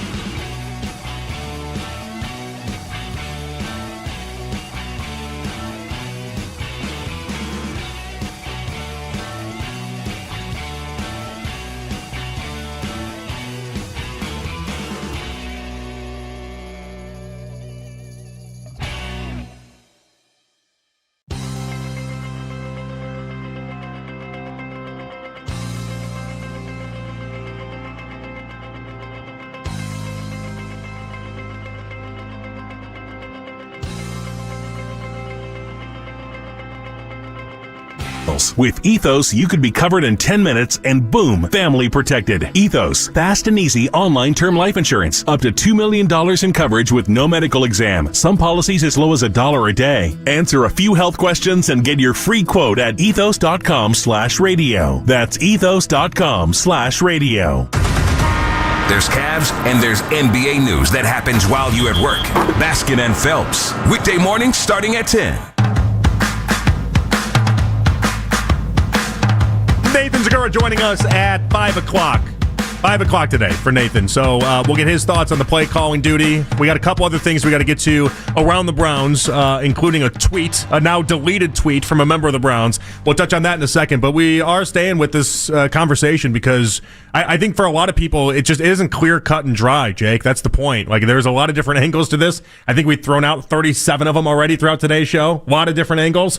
But also, it's very confusing for if you're Stefanski as to why you would do this right now. Obviously, he's trying to get a spark going of some sorts, but if in fact Tommy Rees makes this offense hum and makes it look much better, that's not really a good sign for Stefanski either. No, like, this is what makes it so confusing, is every scenario where we talk about where the Browns get better from this move actually just makes it worse from Kevin. And when the Browns get worse from this move or stay the same, also looks really bad for Kevin. It's like, were you expecting him to give up play calling at all this year? No, anyway? not at all. Yeah, no, because I'm convinced it's what he loves to do more than anything else. And I'm also convinced it's what he thinks he's great at. And so that's the part that is a little odd, and it's also odd because he did it last year. I mean, he really made me look stupid last year when he gave up the play calling. I went on a whole, it might have been a month worth of rants about the idea that he just thinks he's awesome at this, he thinks he's great at this, and he'll never give it up because of that. Boy, did he make me look like an idiot. And so, like, it's not that I thought he learned from that. I genuinely do think that he looks at this and says to himself, instead of firing Bubba Ventrone and that being your pound of flesh, this is what I'll do. Meanwhile, I don't think the fans' reaction has been nearly what he thinks it is. Like, I think he expected people to be like, oh, Stefanski, wow, you gave up play calling duty. Like, you're taking a look in the mirror. Like, you're evaluating this, and that's good. Meanwhile, I think most people's reaction has been like what Daryl gave us at 320. Okay. All right. It's not going to change anything, but if that's what you want to do, then okay. It's more shoulder shrug than it is anything else. Well, because I think when you give up play calling, the idea is that there are situational moments that are costing your team the game where it feels like you're constantly making the wrong decision, right? Where it's like games down the line. I mean, we were joking about Pete Carroll, like you run the ball on the 1 yard line, right? You give up play calling, you run the ball on the 1 yard line.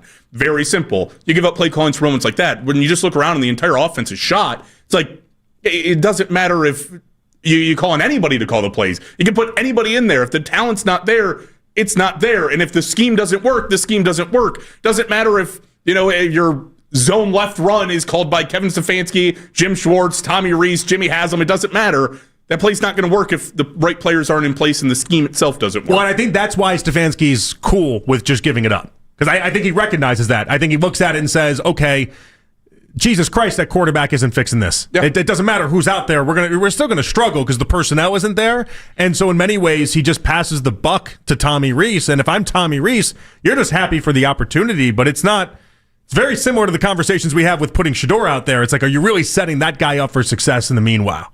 And that answer is clearly no. Yeah, I mean, in a lot of ways, you look at the offense struggle, and I do think a lot of it is like personnel-based. You don't have enough, but this was also going back to the Stefanski scheme, but mixing in a lot of the philosophy of Tommy Rees and, making slight adjustments to that offense, which also clearly haven't worked. Like, is Tommy Rees really going to be back here next year, even if Kevin is the head coach? I'm not saying Tommy deserves to be fired, but if it didn't work, it didn't work. You might just go in a different direction anyway.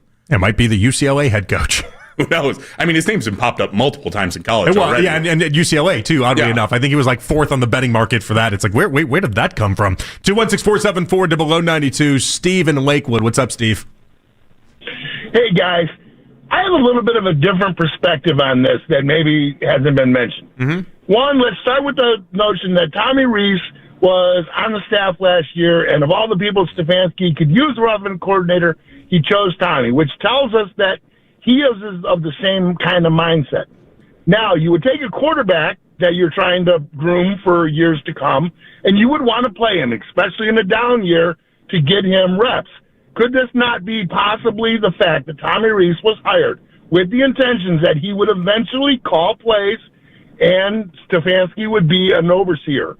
Could this not be that situation there where this, knowing we're not doing much this year, and get a spark, let's get Tommy, as well as the quarterback of the future, some reps and figure out, and we can all grow together.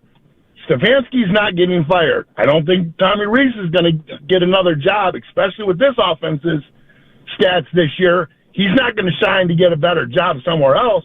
So could it not just be that we're grooming our offensive coordinator simultaneously while we're trying to build up the rest of the team? Only hang up in that, Steve, and I appreciate the call. Only hang up in that. The only fly in the ointment that I can tell, if Tommy Rees is actually really good at this, and the offense does look markedly better, that's a bad sign for Stefanski.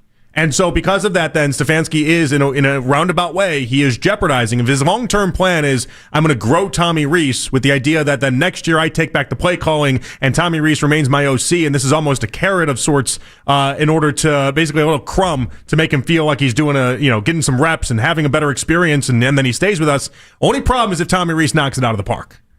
Yeah, I mean, or the idea that then Tommy keeps the play calling and could very well just be gone this year anyway if somebody really likes what he's doing. Also could be in play too. If he just absolutely kills it, then Tommy Rees is all of a sudden the head coach of the Titans as the next wonderkid, and it just is what it is. Right, like that's why in a lot of ways I don't think is like as a head coach, I think your coordinators, like especially when you hire young coordinators, they do very well. They're probably going to move on. They're going to move up the ranks, but if you're just trying to let's build up our offensive coordinator so that he'll be here for years.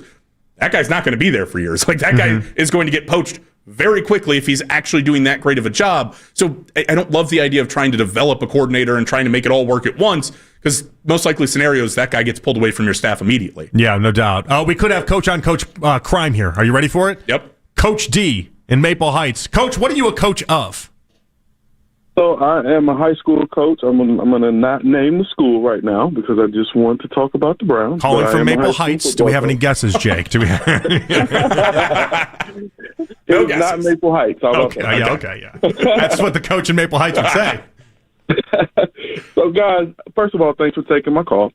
I want to talk about Mr. Stefanski, and I have a few things to point out here that maybe we're not thinking about. We always talk about first of all, that he won Coach of the Year for 2 years. Well, let's talk about those 2 years that he won Coach of the Year. And we went to the playoffs. The first one, we beat Pittsburgh. He wasn't there. Then we go on to Kansas City, and Mahomes get hurt, and we can't close out the game. We were close enough. We can't scheme up anything to close out Kansas City without Mahomes. That's 1 year. Let's fast forward to the next year he won Coach of the Year. We had 5 quarterbacks. Flacco takes us to the playoffs. We go to play the Texans. I was at that game in Houston, by the way. We go to play the Texans, and we just beat them a few weeks earlier, blow them out. Come back a few weeks later, we get blown out in the same stadium by the same team, the exact same situation. We get completely out-schemed and out-coached in that game. I was very upset flying back to Cleveland, first of all. Now, and we like to point out those 2 years to say, this man deserves to stay here, and he's doing a great job. In my opinion, I've called in on another show, and I've said that he struggles with top-tier talent. Maybe I was incorrect in saying top-tier talent. What I should have said is he struggles with personalities. Anytime we've had personalities on our offense, he can't either scheme them, he can't get along with them.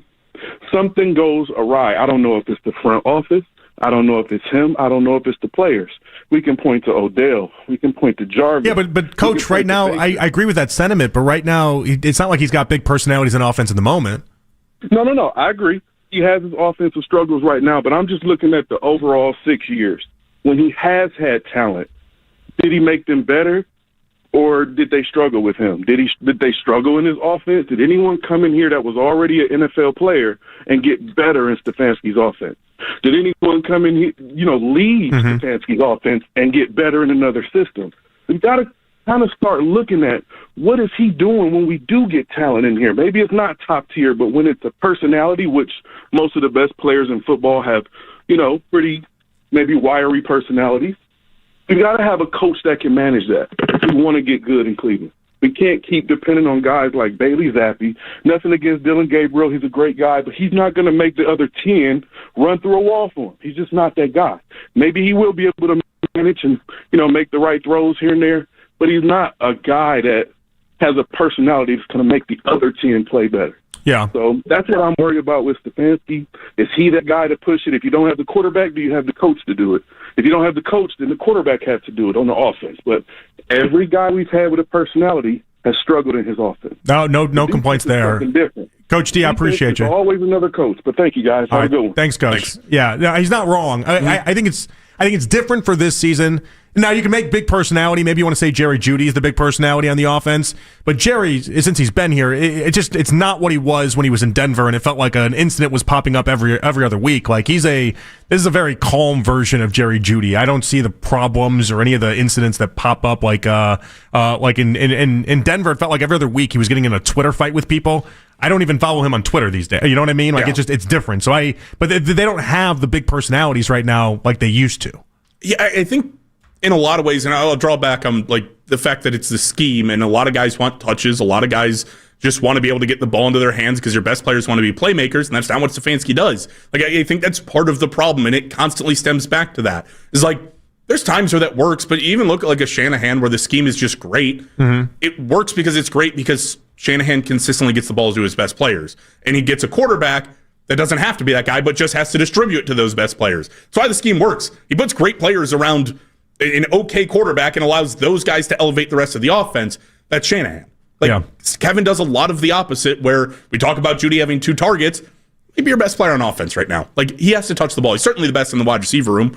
He has to touch the ball, and you have to, in one way, give your team the best chance to win by doing that, but also keep those guys happy and invested in the game, because you can say, I don't know about Isaiah Bond's personality, he doesn't talk very much, but like, I'm sure he wants the ball, and we see him giving up on some routes, and we see him constantly in the wrong place. It's like he feels less invested, probably because he's not touching the football. Yeah, I'm trying to think of the superstar that came here and then was a million times better than what we've seen before. Like, Jarvis Landry was a million-time Pro Bowler in Miami before he came here. Right. It's not as if he got that much better. Odell, you can argue, got much worse being here.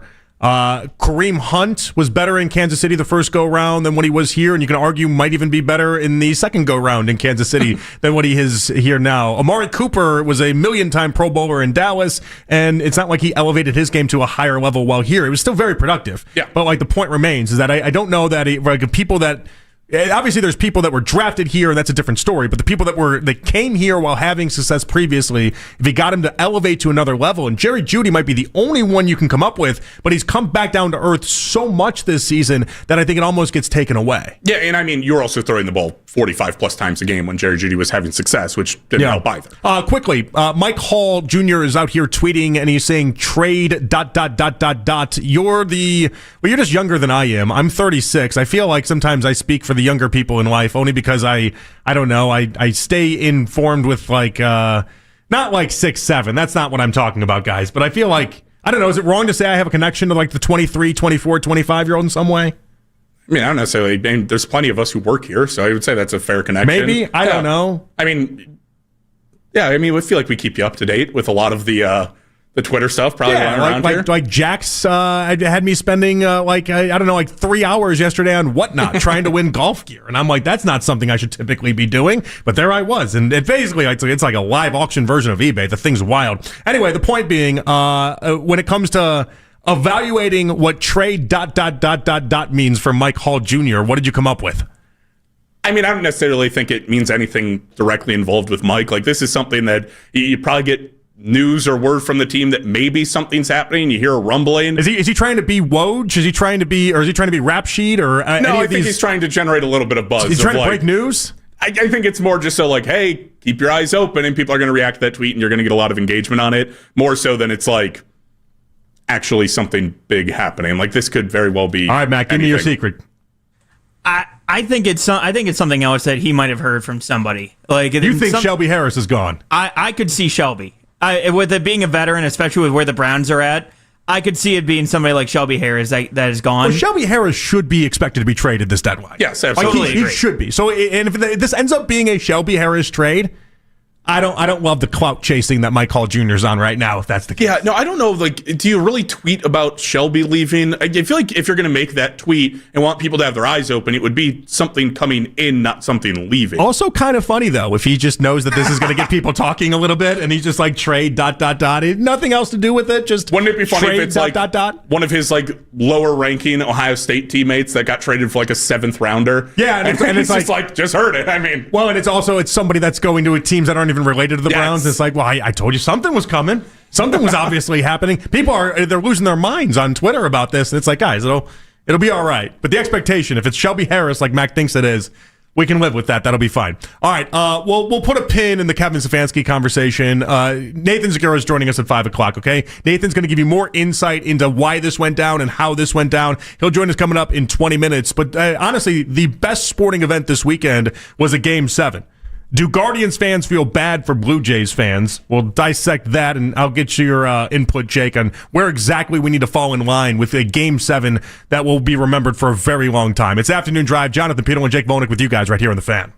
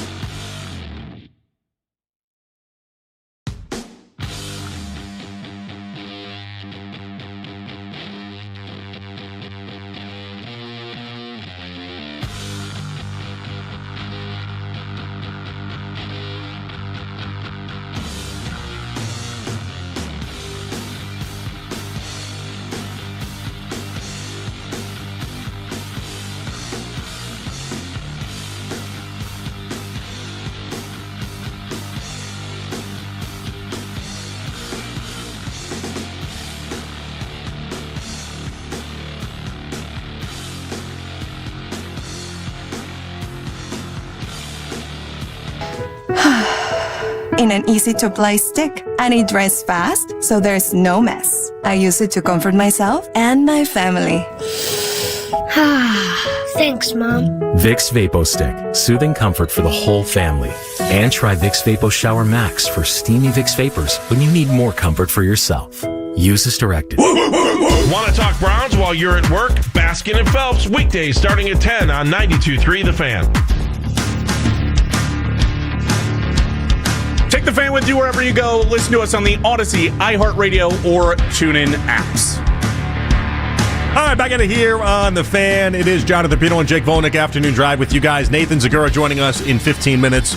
We'll get back into the play calling with Stefanski in the 5 o'clock hour. We got the lead at 6 o'clock. Daryl Ryder joined us earlier in the show, 320 Odyssey Rewind. Go back and check that out. But I ended up watching Game 7. I watched the whole entire game. I watched, obviously, into extras as well. And that was for my money, the best sports thing I watched this weekend, Jake.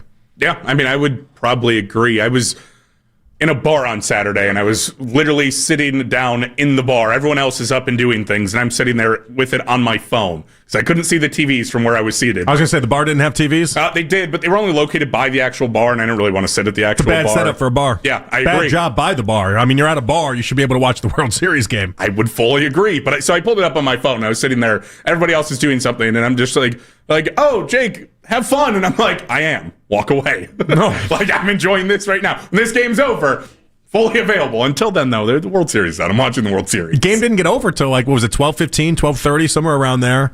Did you shut the bar down then, or what? Oh, yeah.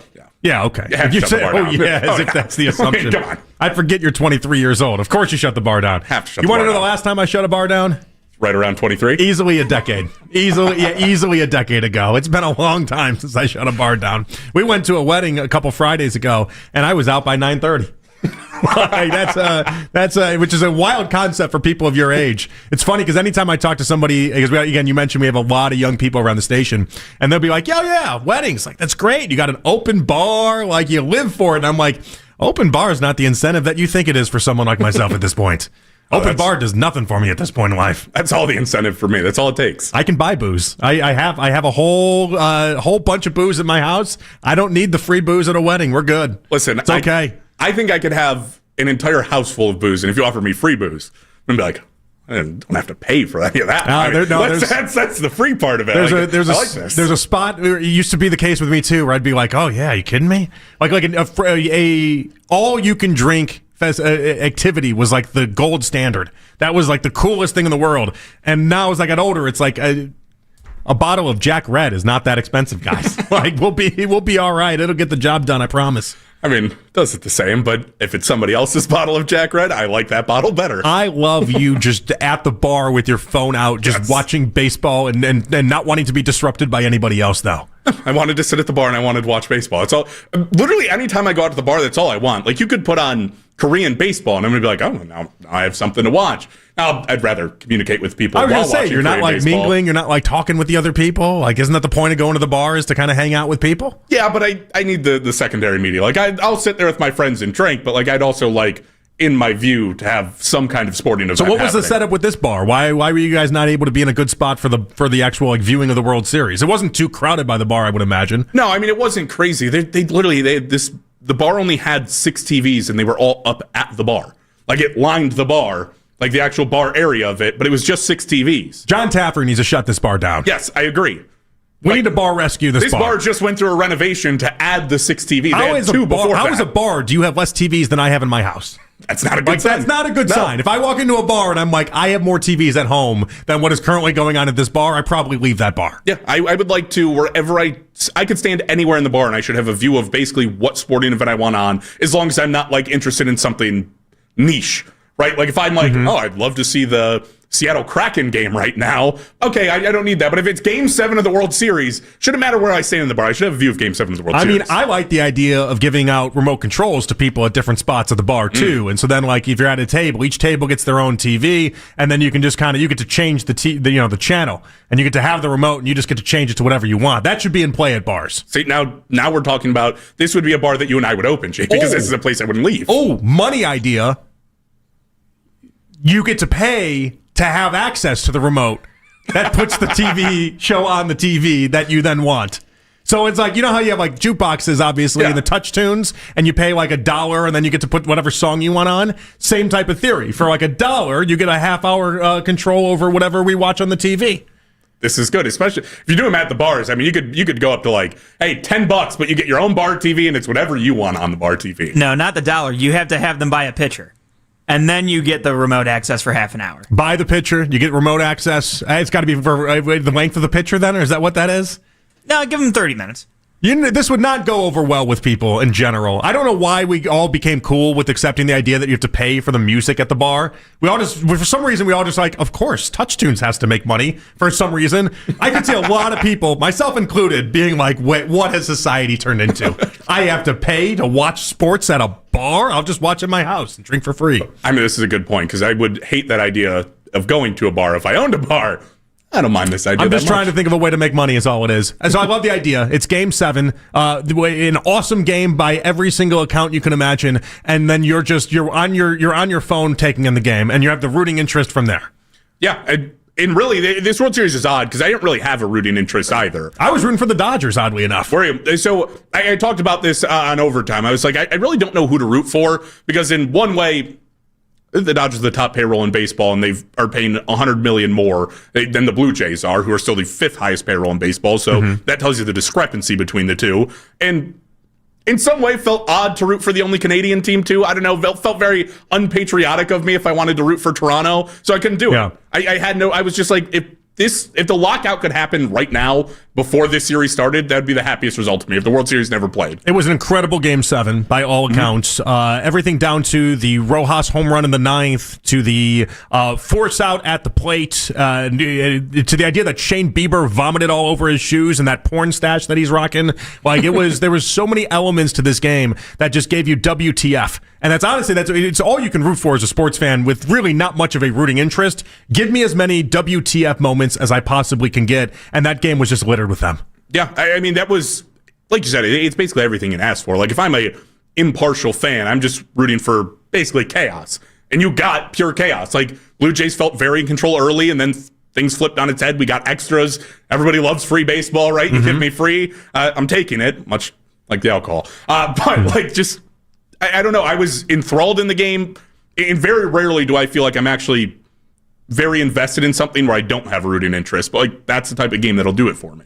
Yeah, everything down to like Sasaki, even though coming out after pitching 100 pitches in Game 6 to then pitch in Game 7 and not be able to have the immediacy attached to it was just an incredible sporting event that I knew instantly when I watched it, and this is very rare that I think this. I said there's nothing that the NFL on Sunday could deliver that would come close. And Bears-Bengals was a bunch of points, a bunch of action, a bunch of this, a bunch of that, and it just, nothing could possibly come close to what happened in that Game 7. And it was just, you were satisfied from a sports viewing standpoint. Just in that moment, you're like, all right, the weekend's made. Now we're playing in the bonus the rest of the way. Yeah, I mean, I feel a lot of people, like, I saw a ton of back and forth, obviously, on social media with people just, I don't know, almost feeling bad the Blue Jays blew it in a way.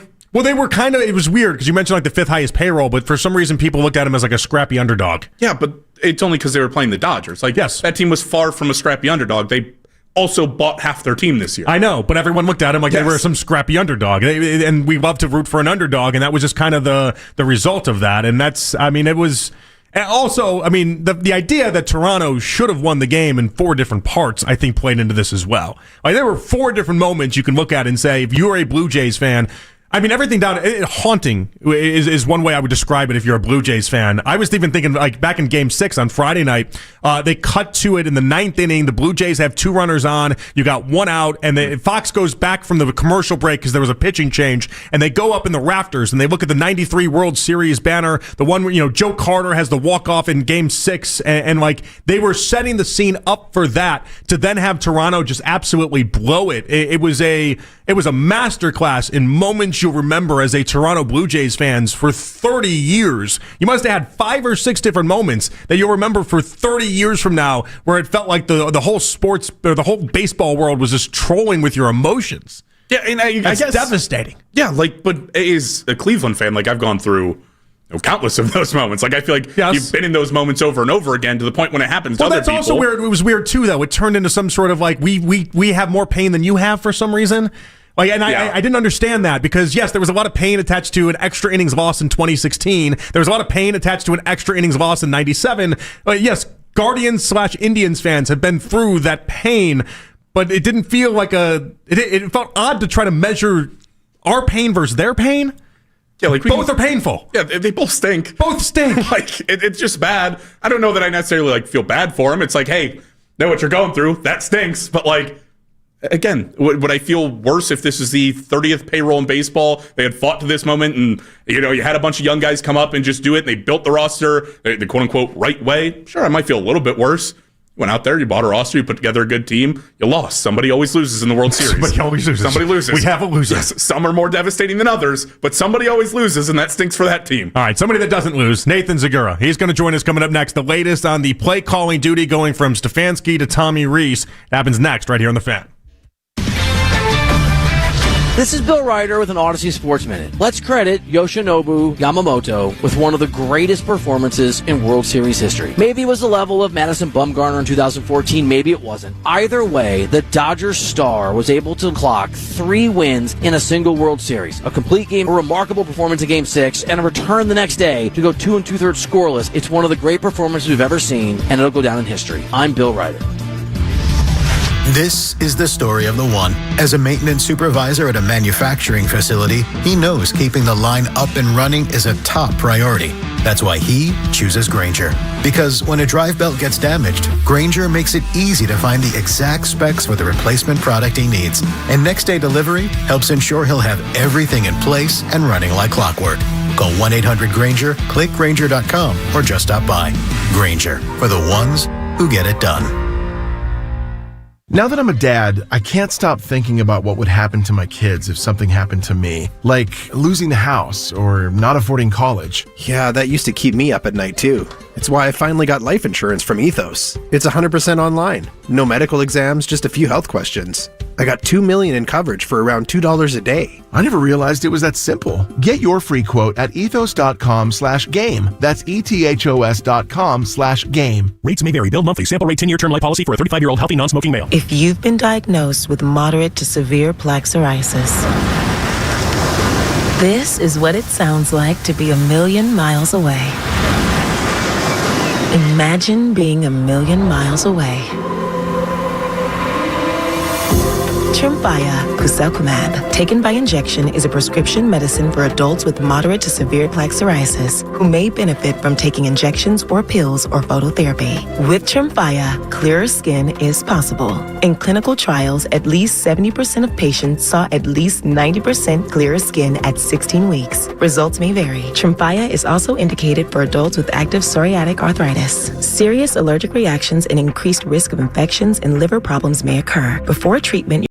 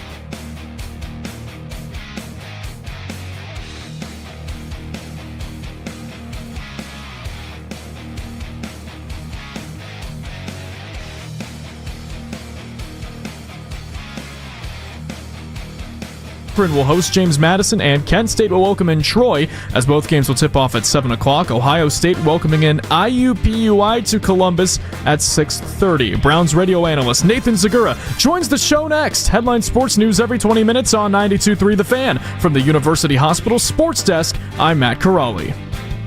Want to talk Cavs at 6 a.m.? There's only one place to go. The Ken Carman Show with Anthony Lima. Weekday mornings starting at 6 a.m. 92.3 The Fan.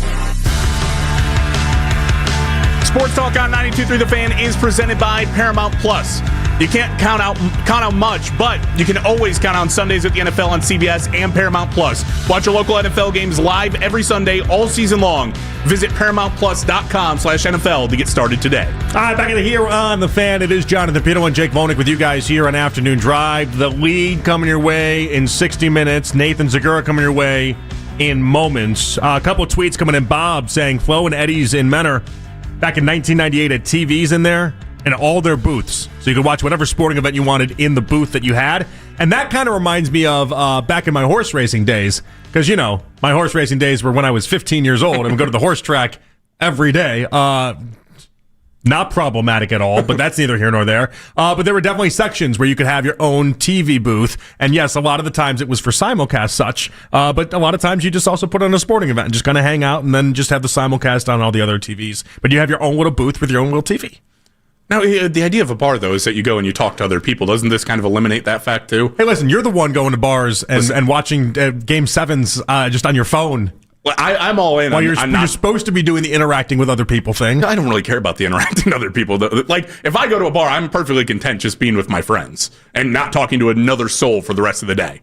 I am perfectly okay with that. But I feel like a lot of other people usually aren't okay with that. Like, they would rather talk to the random people at the bar. Oh, I don't know about that. Like maybe I'm more like you than that way. Whereas I don't really have a desire to talk to other people at the bar. I'm there to, if I go with friends, I'm there to talk to my friends, and then I'm there to just kind of hang out. Yeah, I feel like a lot of the times I'm with my friends, it's like, oh, the game's on. We're all going to watch the game. You're all going to watch the game. Well, you have sports friends, though. Yeah. What happens when you don't have sports friends there at the bar? Then I end up with my phone at a table. Okay. That was Saturday. Yep. Okay. All right. Let's go out to the Fan Hotline. Browns analyst Nathan Zagura joins us here on the Fan on this Monday and Afternoon Drive. Hello, Nathan. How are you today? Good. How are you guys doing?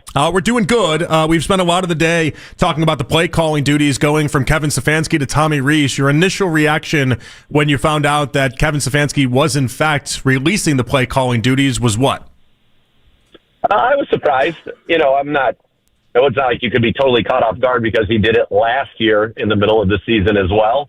But I was definitely a little bit surprised. I thought that, that's kind of Kevin Stefanski's calling card as being, the head coach, but they got that after being the offensive coordinator in Minnesota and calling plays. But I think it's some ways an acknowledgement that, we've got to try to switch something up here. We've got to try to do something because our offense, and in particular our passing game, is, the bottom of the league. And so they've got to try to fix something. And, Tommy Rees is considered a good, young, innovative offensive mind. And so he's going to get, an opportunity to do something that he's done before in college.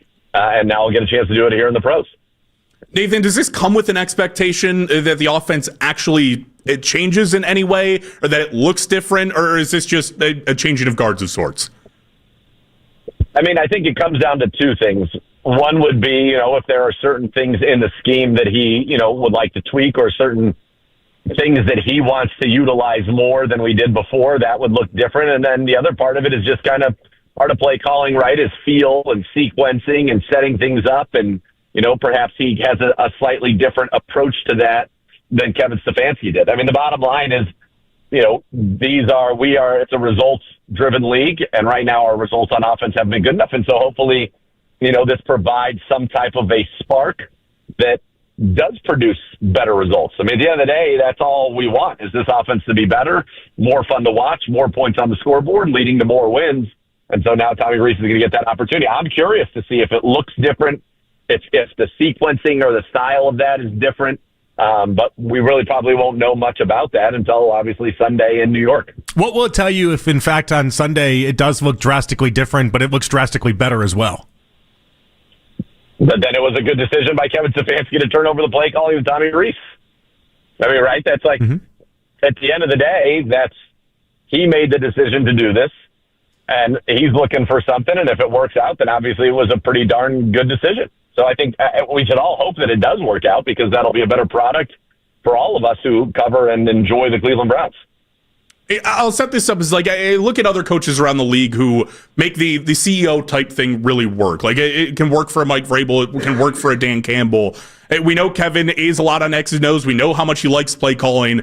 Where are the areas that when Kevin gives this up, he then has to turn to and go, I can improve and I can be better at these things to still be providing an overall good contribution to the team? Yeah, he's going to have to be that CEO. He's going to have to be that master motivator. He's going to have to spend more time with the defense and say, hey, here's how maybe I would be attacking this, and something to think about if the offensive play caller is similar, comes from a similar background. So he's going to have to, be involved in everything, help special teams become a little bit more consistent. All of it. That kind of all falls under the head coach, and really kind of, I think, now has more opportunity to focus on in-game management. And then outside of games, just more leadership, motivation, accountability, all of those things. And so he's obviously going to still be very involved in the design of, I would think, working collaboratively with Tommy Rees, but it just gives him an opportunity to focus, I think, on every aspect of the ball more than he would when he was still the play caller on game days.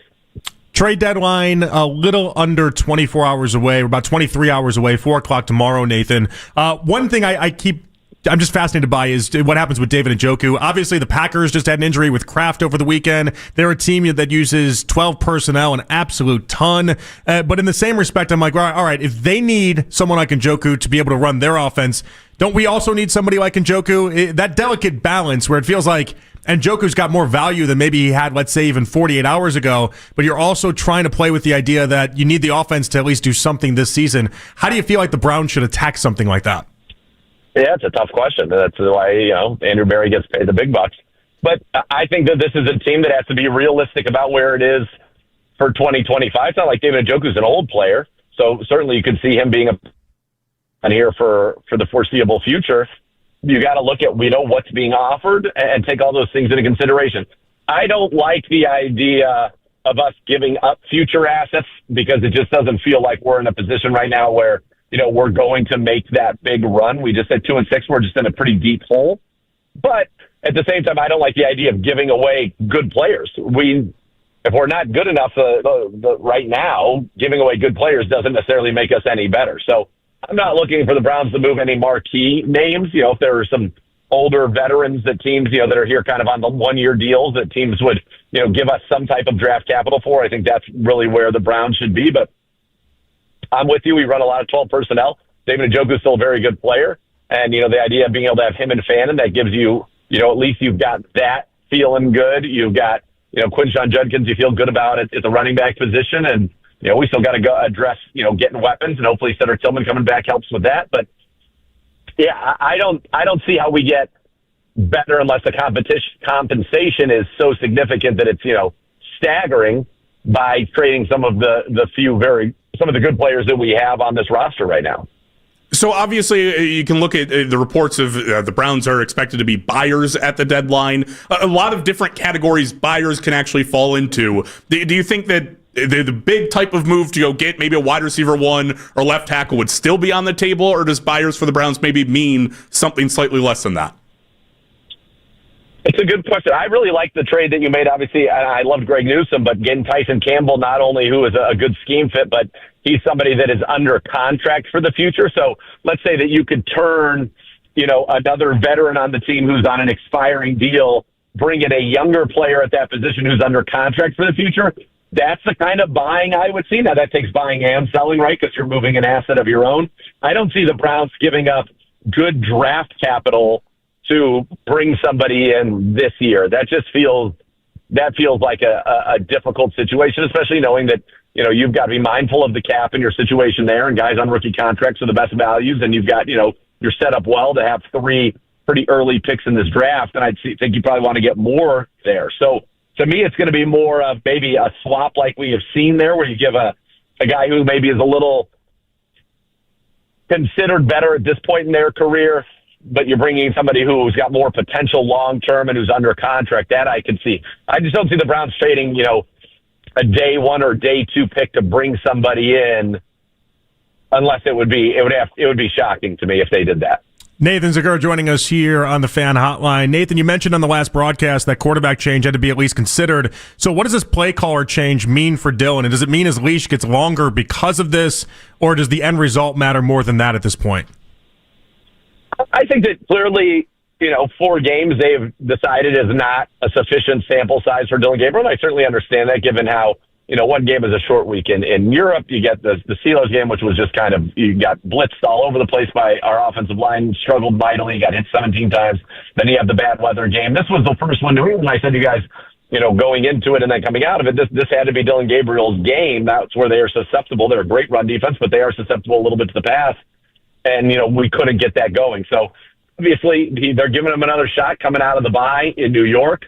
Then you get a home game against the Ravens. So I think, over those next 2 games, I think Dylan Gabriel, you'd like to see some real progress going forward. But I don't think he's getting just, one game. I guess he get a couple more games to see what it looks like. Again, I don't know those plans, so that's just pure speculation. But clearly they decided the sample size they've had was not yet enough. There have been some good things from Dylan Gabriel. We just need to see more of them, and we see more of that downfield passing. We need to see it in a hurry. So as we're sitting here, potentially discussing a quarterback change when it would come. What would a good game on Sunday against the Jets mean for the leash of Dylan Gabriel? If he actually played well, would it extend it in any way, do you think? I think it's kind of probably being taken, not necessarily on a game-by-game basis, because as I said, I don't know the plan, but I think, the more good games you string together and the more wins you produce, why would there be a quarterback change? So for Dylan Gabriel, his whole job, I remember being on, I think, with you guys at the beginning of the year when it was Joe Flacco. Joe Flacco's job was to win games and make sure that the Browns didn't want to see one of the young quarterbacks because that would mean they were in the playoff hunt. Well, Joe Flacco with us obviously was struggling a little bit. They decided to give Dylan Gabriel that shot. Now, Dylan Gabriel's job is to go on a streak here where the schedule does get a little easier outside of that Ravens game and try to win some games. And if he does that, then he'll get an opportunity. He'll get an opportunity to play more. If he doesn't, then I think at that point, you're going to want to see Shador Sanders. And right now, Shador didn't even practice today with that back injury. So that's something that popped up right before the New England game. I saw him warm up on the field. He was clearly in pain, laid down on the field, took a couple people to get him up off of the ground. So that's not an insignificant piece of this puzzle, too. And then we've got, Deshaun Watson. There's talk about him. Not that they're not opening the 21-day window, but that it sounds like that's coming in the future. So, yeah, there's still a lot of moving parts. And Dylan Gabriel's job is to say, hey, none of that else matters because I'm playing well. I'm taking care of the football. I'm making explosive plays down the field. And the Cleveland Browns are winning games. Away from the Browns, I want to ask you about the Steelers game yesterday. They got 6 turnovers after the defense had just been ridiculed. Did we crown the Ravens in one Lamar Jackson game coming back? Did we do that too quick? And should we be more fearful of what the Steelers are actually building over there? It still wasn't an inspiring offensive performance by them. DK Metcalf had 6 yards. They averaged 2 yards a carry rushing. So, no. I mean, they had 6 takeaways and won by 7 points. Yeah. They had 5 takeaways a game in New England and won by 7 points, including 2 times when New England turned the ball over inside of the Steelers, too. So, I don't think so. And you look at the schedule, I mean, the Ravens, when's the next game the Ravens aren't going to be favored? Oh, we got a while. Green Bay, maybe? Yeah, late December. It's going to be a long time. So, I don't see any reason why the Ravens couldn't go on a big run. I know they're sitting there 3-5, I think is their record right now. But yeah, I would still think that they're the favorites, even thing to say, but they control their own destiny. They're going to get the opportunities to get some of those head-to-head wins. And yeah, I from a talent standpoint, I think they're the more talented team. Nathan, fantastic insight as always. We always appreciate you giving us a few minutes and everything you bring to the table. Thank you so much. All right, you got it, guys. Thank you. All right, good stuff right there with our buddy Nathan Zagura on the Fan Hotline. We'll react to what he had to say. Open up the phone lines for you, 216-474-0092. How long is that leash for Dylan Gabriel if, in fact, the play calling does look good under Tommy Rees? That and more. It's Afternoon Drive right here on the Fan. Introducing the IHOP Value Menu, where all your breakfast faves are just $6 each every day. Where else can you get a big, filling, sit-down breakfast for only $6? Go to your happy plates with the $6 IHOP Value Menu. Available every day at IHOP.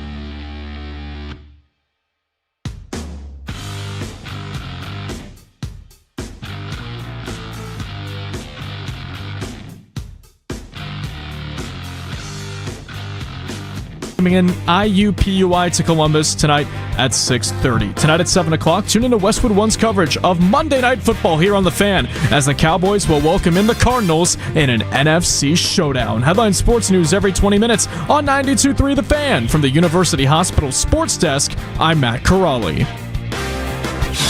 In your weeknight with the best segments of the day. The Fan Rewind. Weeknights at 11.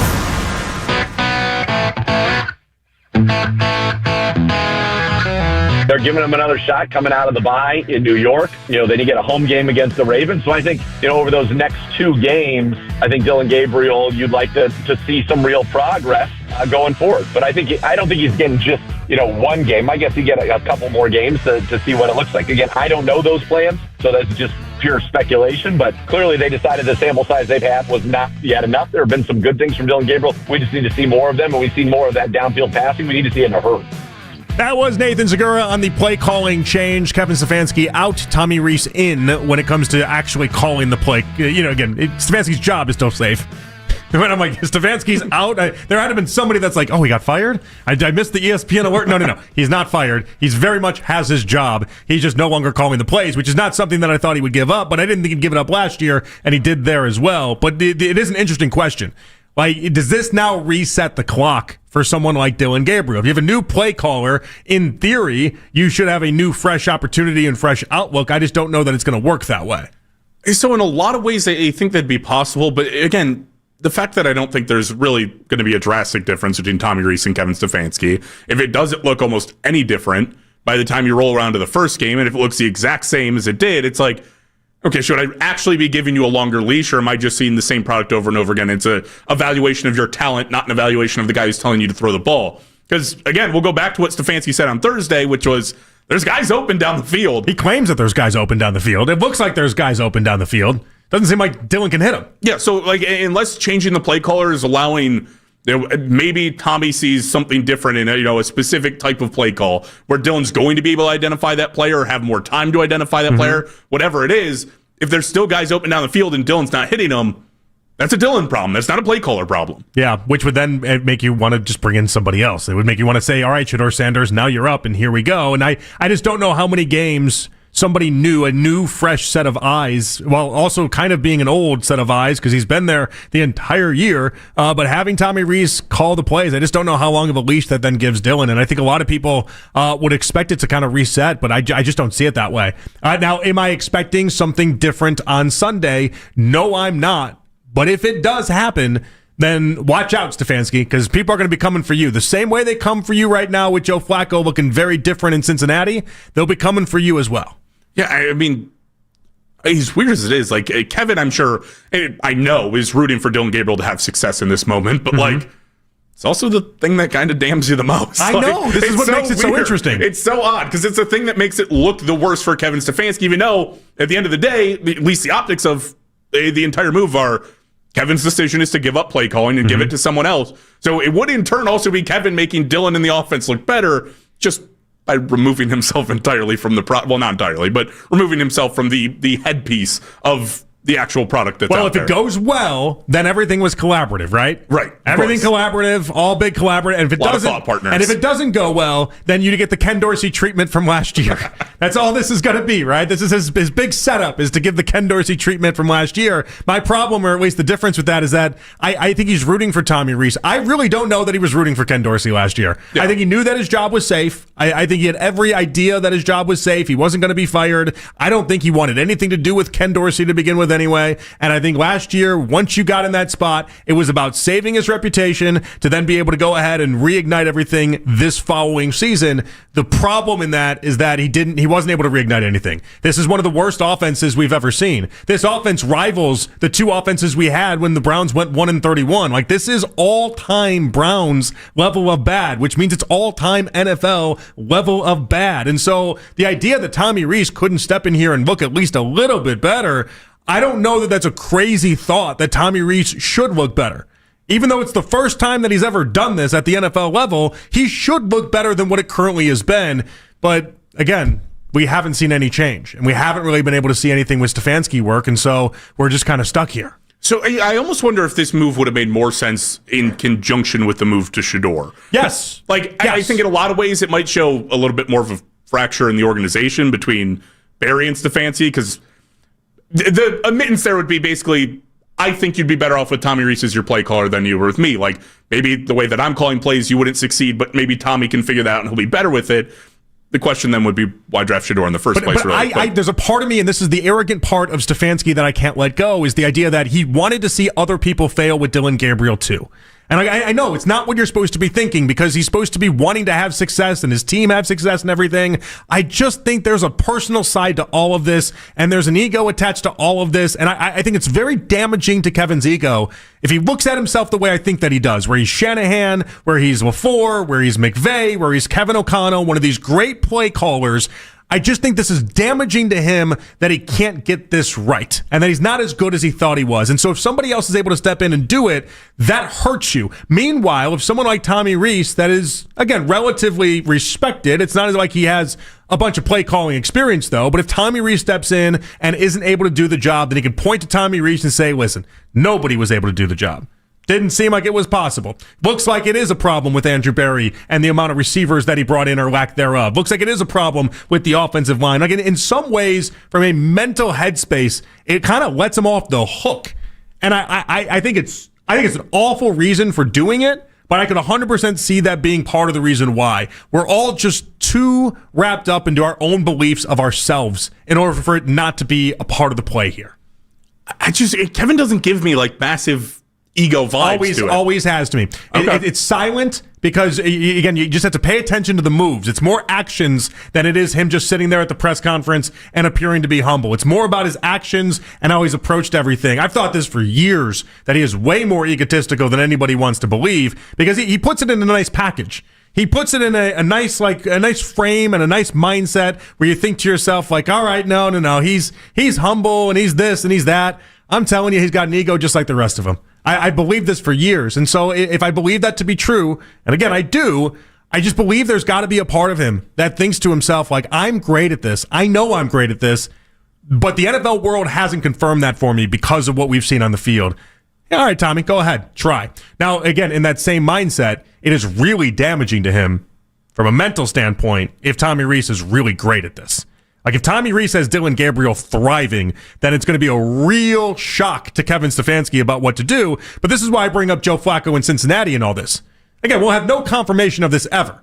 But I will believe until I die that Joe Flacco's success in Cincinnati was a big wake-up call to Kevin Stefanski. Like, wait, I wasn't able to do this, but now he's able to do this over there. What did I miss? Where did I go wrong? All right, let's see what we can do now.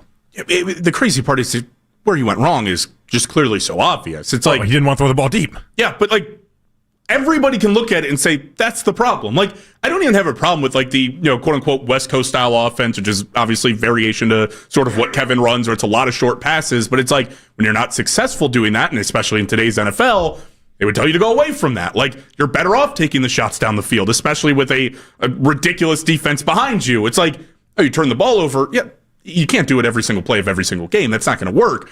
But your defense will probably help make up for some of those mistakes. So, like, you should be throwing the ball deep. You should be taking chances. This offense needs explosion. And clearly there's not a designed set plays to do it. There might be levels concepts where guys are open down the field, but it's not like you're just purposely going, no, we need to extend the ball. We need to be throwing it downfield more. You're just kind of letting the offense ride out the way that it is right now. All right, but is this a desperation heave by Stefanski to mix it up, or is this the type of play that he makes to confirm that nobody could win with this type of offense? I think he's much more be proving a point that nobody can win, rather than an actual desperation heave of we just need to make this thing better. Because again, we've gone through every avenue where it doesn't look good for him. Again, speaks more towards ego than anything, does it not? It does. I need to prove this. I need you guys to see this. Deep Podesta, Barry, I need to see what you guys have done. You've put me in this awful situation. I'm going to confirm it for you. Tommy Rees, take over the play calling. Dillon Gabriel, good luck to you. We'll see what happens. And it would fit right up with the idea on Ken Dorsey that you basically threw him to the wolves and you didn't want him to be there, that the ego play goes right back. It goes, okay, you think it's so bad? Watch somebody else do it. It's not just me. It is almost Kevin trying to prove a point. I don't think he's trying to prove a point to the organization. They seem to back him. More so feels like he's trying to prove a point to everybody else. not doing a great job blocking out that outside noise that you always talk about. That is weird, though. That is, you're right, because you're not blocking out the outside noise. It's almost feeling like a radio host that pays attention to the Twitter comments. Mm-hmm. It's like, wait, I thought we just weren't all going to do that. Now all of a sudden you're paying attention to those? Like what? How did they get to you? What happened here? Where did this go wrong? And it feels like with Stefanski, it feels like he is constantly out to prove something to everybody, and this is kind of the way that he's doing it. Again, it's a slippery slope, and it's a dicey play. Because if Dylan Gabriel looks drastically different on Sunday, you're gonna be the one wearing egg on your face. Like, you're gonna be the one that looks like an idiot, and it will only confirm what some people in this town believe, that you don't really know what you're doing when it comes to play calling. Like, it's more of a bet than I think a lot of people think it is. 216-474-0092. Isaac in Shaker Heights. What's up, Isaac? Hey, what's going on, Jonathan and Jake? Is it Jake? I'm sorry. Yep. No, you got it. Okay. Hey, Jake. Hey, nice to hear your voice. Hey, I'm listening to you, Jonathan, and you had a caller about maybe 3 or 4 last segment, I'll just say, and he was saying that Kevin, and I thought it was the most ludicrous call I ever heard in my life. He said that he thought Kevin Stefanski was training up this guy to take over for him. That had no bearing on this season whatsoever. Kevin Stefanski, and I got one other thing I'm going to make it real quick. Okay. Kevin Stefanski was hoping that he did real well, but if you look at it, every quarterback that's been under Kevin Stefanski has digressed. Baker has digressed. Watson had digressed. Every quarterback he had digressed. He's not this great quarterback whisperer. I'm suffice to say that you're absolutely right, Jonathan, because I had to change my mind about you, because I thought you had agreed with that caller that said he was grooming him to take over. He wasn't grooming him to take over. He was hoping that he did well. And now, if this guy does well, that's going to show something about Kevin Stefanski that he doesn't want to be seen. Now, and one other thing that I had, the other thing that I had was this. If this guy does well and Dylan doesn't make the appropriate throws downfield, because this guy's got to change the offense. Now, I'm not saying Dylan's not going to make them or he will make them. What I'm saying is this, being hypothetical, if Dylan can't make the throws downfield, now what do you do? Do you actually go to Sanders? Do you actually say that Sanders Sanders gets in? I'm being hypothetical again. And Sanders gets in and he makes the plays. What is that saying about Stefanski? You understand? Now maybe he won't make the plays. Maybe he will. But I'm just being hypothetical. If he does get in there, throws the ball downfield, makes all the appropriate throws, and Stefanski right out told us he was not ready. And if he's ready, what does that say? Yeah, Thank you, Jonathan. Thank you, Isaac. I appreciate you. It's interesting. Like, I've thought a lot about Stefanski and Shador and that relationship in this process. Like, if you believe, and this is a point to the idea that Stefanski doesn't believe in Shador Sanders. If you believe Shador could come in here and save your booty, save your behind, wouldn't you be champing at the bit, whichever you prefer, to go ahead and be able to run an offense with Shador Sanders? Yeah, I mean, you do it immediately. That's being given the greatest canvas in the world to paint on, and you're a great artist. You're a Monet. You're Picasso. One of these guys. Like that you salivate at that. Like that's all you want in life, is to be able to be given someone like Shador Sanders to be able to call plays with. But instead, it reminds me of what happened last year, where it looked like it was Dorian Thompson-Robinson, and Stefanski was like, "Well, I'm not winning with this guy. I don't have a chance with this guy. Go ahead, Ken Dorsey. See what you can do with him." Which is wild to me, because if it's me, I want to work with Shador Sanders. That's my meal ticket. I want to see. I want to see what I can do with a talent like that. Meanwhile, Stefanski's like, "All right, go ahead. Next offensive coordinator, Tommy Rees. Go ahead, give him a try. Go ahead, see what you can do." And I mean, you've given up. If you're Kevin, you've given up that opportunity altogether already to be the guy calling plays for Shador, and for sure to make you look good necessarily. Now, if Shador looks good, you're going to be making Tommy Rees look better than it is you. I mean, it might maybe still be partially your credit, but you're not going to get a ton of that. Well, and if Shador looks good, guess who I want as the offensive coordinator to start off the 2026 season if Shador looks that good? It's going to be Tommy Rees once again. Tommy Rees, of course. And then we're back to the same question we had all show with Kevin Stefanski, which is, what is it you say you do here? What exactly are you doing? You're not rah-rah guy. You're supposed to be this great play caller, but Tommy Rees is the one calling the plays now. What exactly do you do? And that's where it just becomes a little bit of an interesting conundrum if you're Kevin Stefanski and how you pivoted with this. Yeah, I'm almost interested to see if Kevin changes his approach to just about everything in the way that we see him now that he's given up play calling for a second time. Like, we all sit here and know he has to be different in the way that he acts with this team. Like, is he more aggressive? Is he the coach that's a little bit more animated on the sidelines? And we hear that he's more animated in practice. Like, does he lean into the fact that, hey, maybe I still can be a little bit more of a motivator, even if it's not, I'm constantly in your face screaming. Can I still find a way to motivate the guys in this room to say that I still give value? Or maybe he just listens to Pearl Jam and packs it in. That could also be an option. He just calls it a day. I mean, that feels like more the route we're heading on then. Some people already called it a season for the Browns. Maybe Stefanski's right there along with them. I'll just show up and see what happens. All right. Good job, Kevin. 216-474 to below 92. But coming back, was yesterday more enjoyable without the Browns and a Halloween conundrum that Jake found himself in as well? We'll get to that and more. It's Jake Volnick, Jonathan Peterlin, Afternoon Drive with you guys right here on The Fan.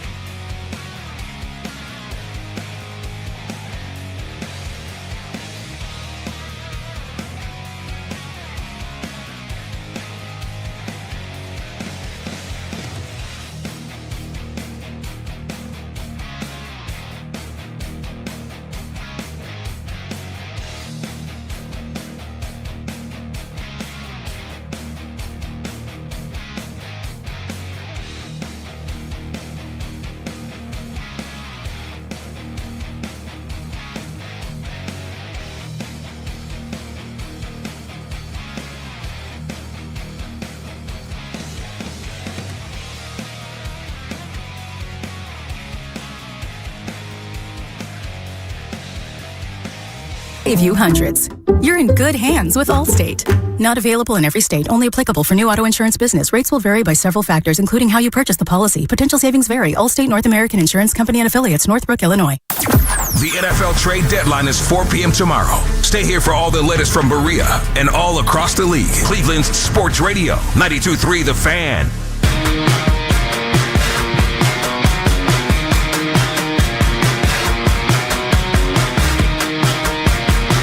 The lead coming your way in about 15 minutes. It's Jonathan Peterlin, Jake Volnick with you guys here on Afternoon Drive. Coming off a busy Halloween weekend. Ended up, I missed Halloween. I did like 75 different Halloween events with my daughter. And I mean, she's 2.5, so she's very young. And then by the time we got home from the bar on Friday, after the remote that we did, it was like 7:30, and my wife had already packed it in. I missed all of it. It just was what it was. That's disappointing.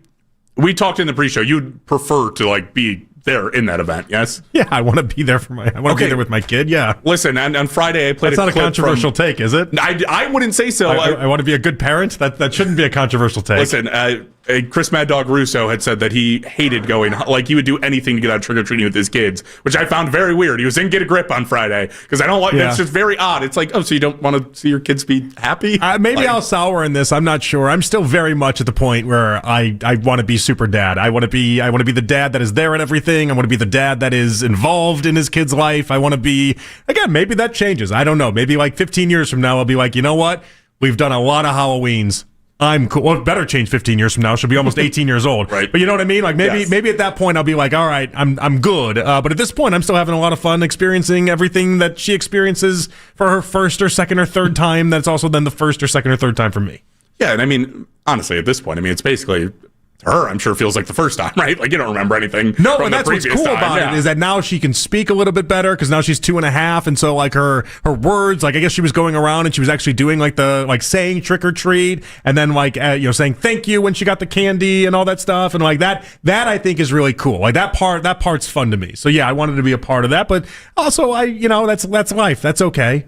Yeah. I get home from work at 7:30. That you know what it's perfectly fine with me. The idea that this job allows me to spend all morning with her, and most people don't get to do that. So like if I miss a 7:30 cutoff for Halloween every now and again, that's okay. That's not the end of the world. Yeah, there's like you said, there's a trade-off to it. There's definitely the positives on the other end of it. So if you have to give up on that one, the one event a year that you have to miss, it's all right. Yeah. So the other thing on this is that I did not dress up or anything like that because I knew I was going to miss. I would imagine in the future we'll probably do costumes and such where she, like family costumes maybe. Yeah. I don't know. I go as like Woody or Buzz Lightyear, and she goes as Jessie the cowgirl. I don't know, something like that. Yeah. Not that I've spent time thinking about these things. But all right. But you dressed up. You did it, and you went out Thursday. You went out Saturday. You did everything.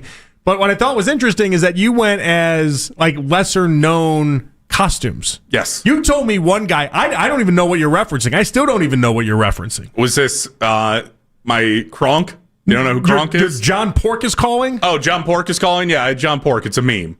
That's all it is. It's just a meme. It's a pig that looks humanish that there's like a ring attached to it, and that's it. I don't know what I'm missing out on. John Pork is calling is apparently was it initially a Vine, or was this just all on YouTube? No, I'm pretty sure this is just like it's a meme through and through. Like you just see it everywhere, and it's like I see it nowhere. I mean, it's been on. I've seen it on TikTok. I don't know if it was quite around for Vine. I don't think so off the top of my head. But yeah, there's just like different places inserted, just like an odd meme that people know of. I don't know. So out at the bar though, would they scream John Pork is calling? Like they would just I would walk up to people, which I thought this would have been the way for the other costume. Was not in the slightest. What was the other costume again? I was Kronk from Emperor's New Groove. Okay. My girlfriend was Yzma. It was a couple's costume. That's a couple's costume. Yes. Okay, good. I thought that one would hit because it was very obvious what I was, although I was mistaken. That movie's a lot of years old at this point, though. I just didn't like it. I mean, it made me feel old that people were like, oh, I haven't seen it. I was like, okay. All right. That's on me, I guess. I grew up with older sisters. I guess maybe that's what it was. But like, no, every time I walked into the bar, they were like, oh, you're John Pork. They were like, that's awesome. What a great costume. I was like, I thought this would have been the one costume that people are like, you're a pig with phone signals? Like, what are you? Yeah. What's that? No, every single person that walked up to me was like, oh my God, you're John Pork. That costume's awesome. So the obscure costumes can absolutely be awesome if it feels like no one else has done it and then everyone also gets it. And I feel like maybe that's the territory you were living in there. Kind of felt like it, yeah.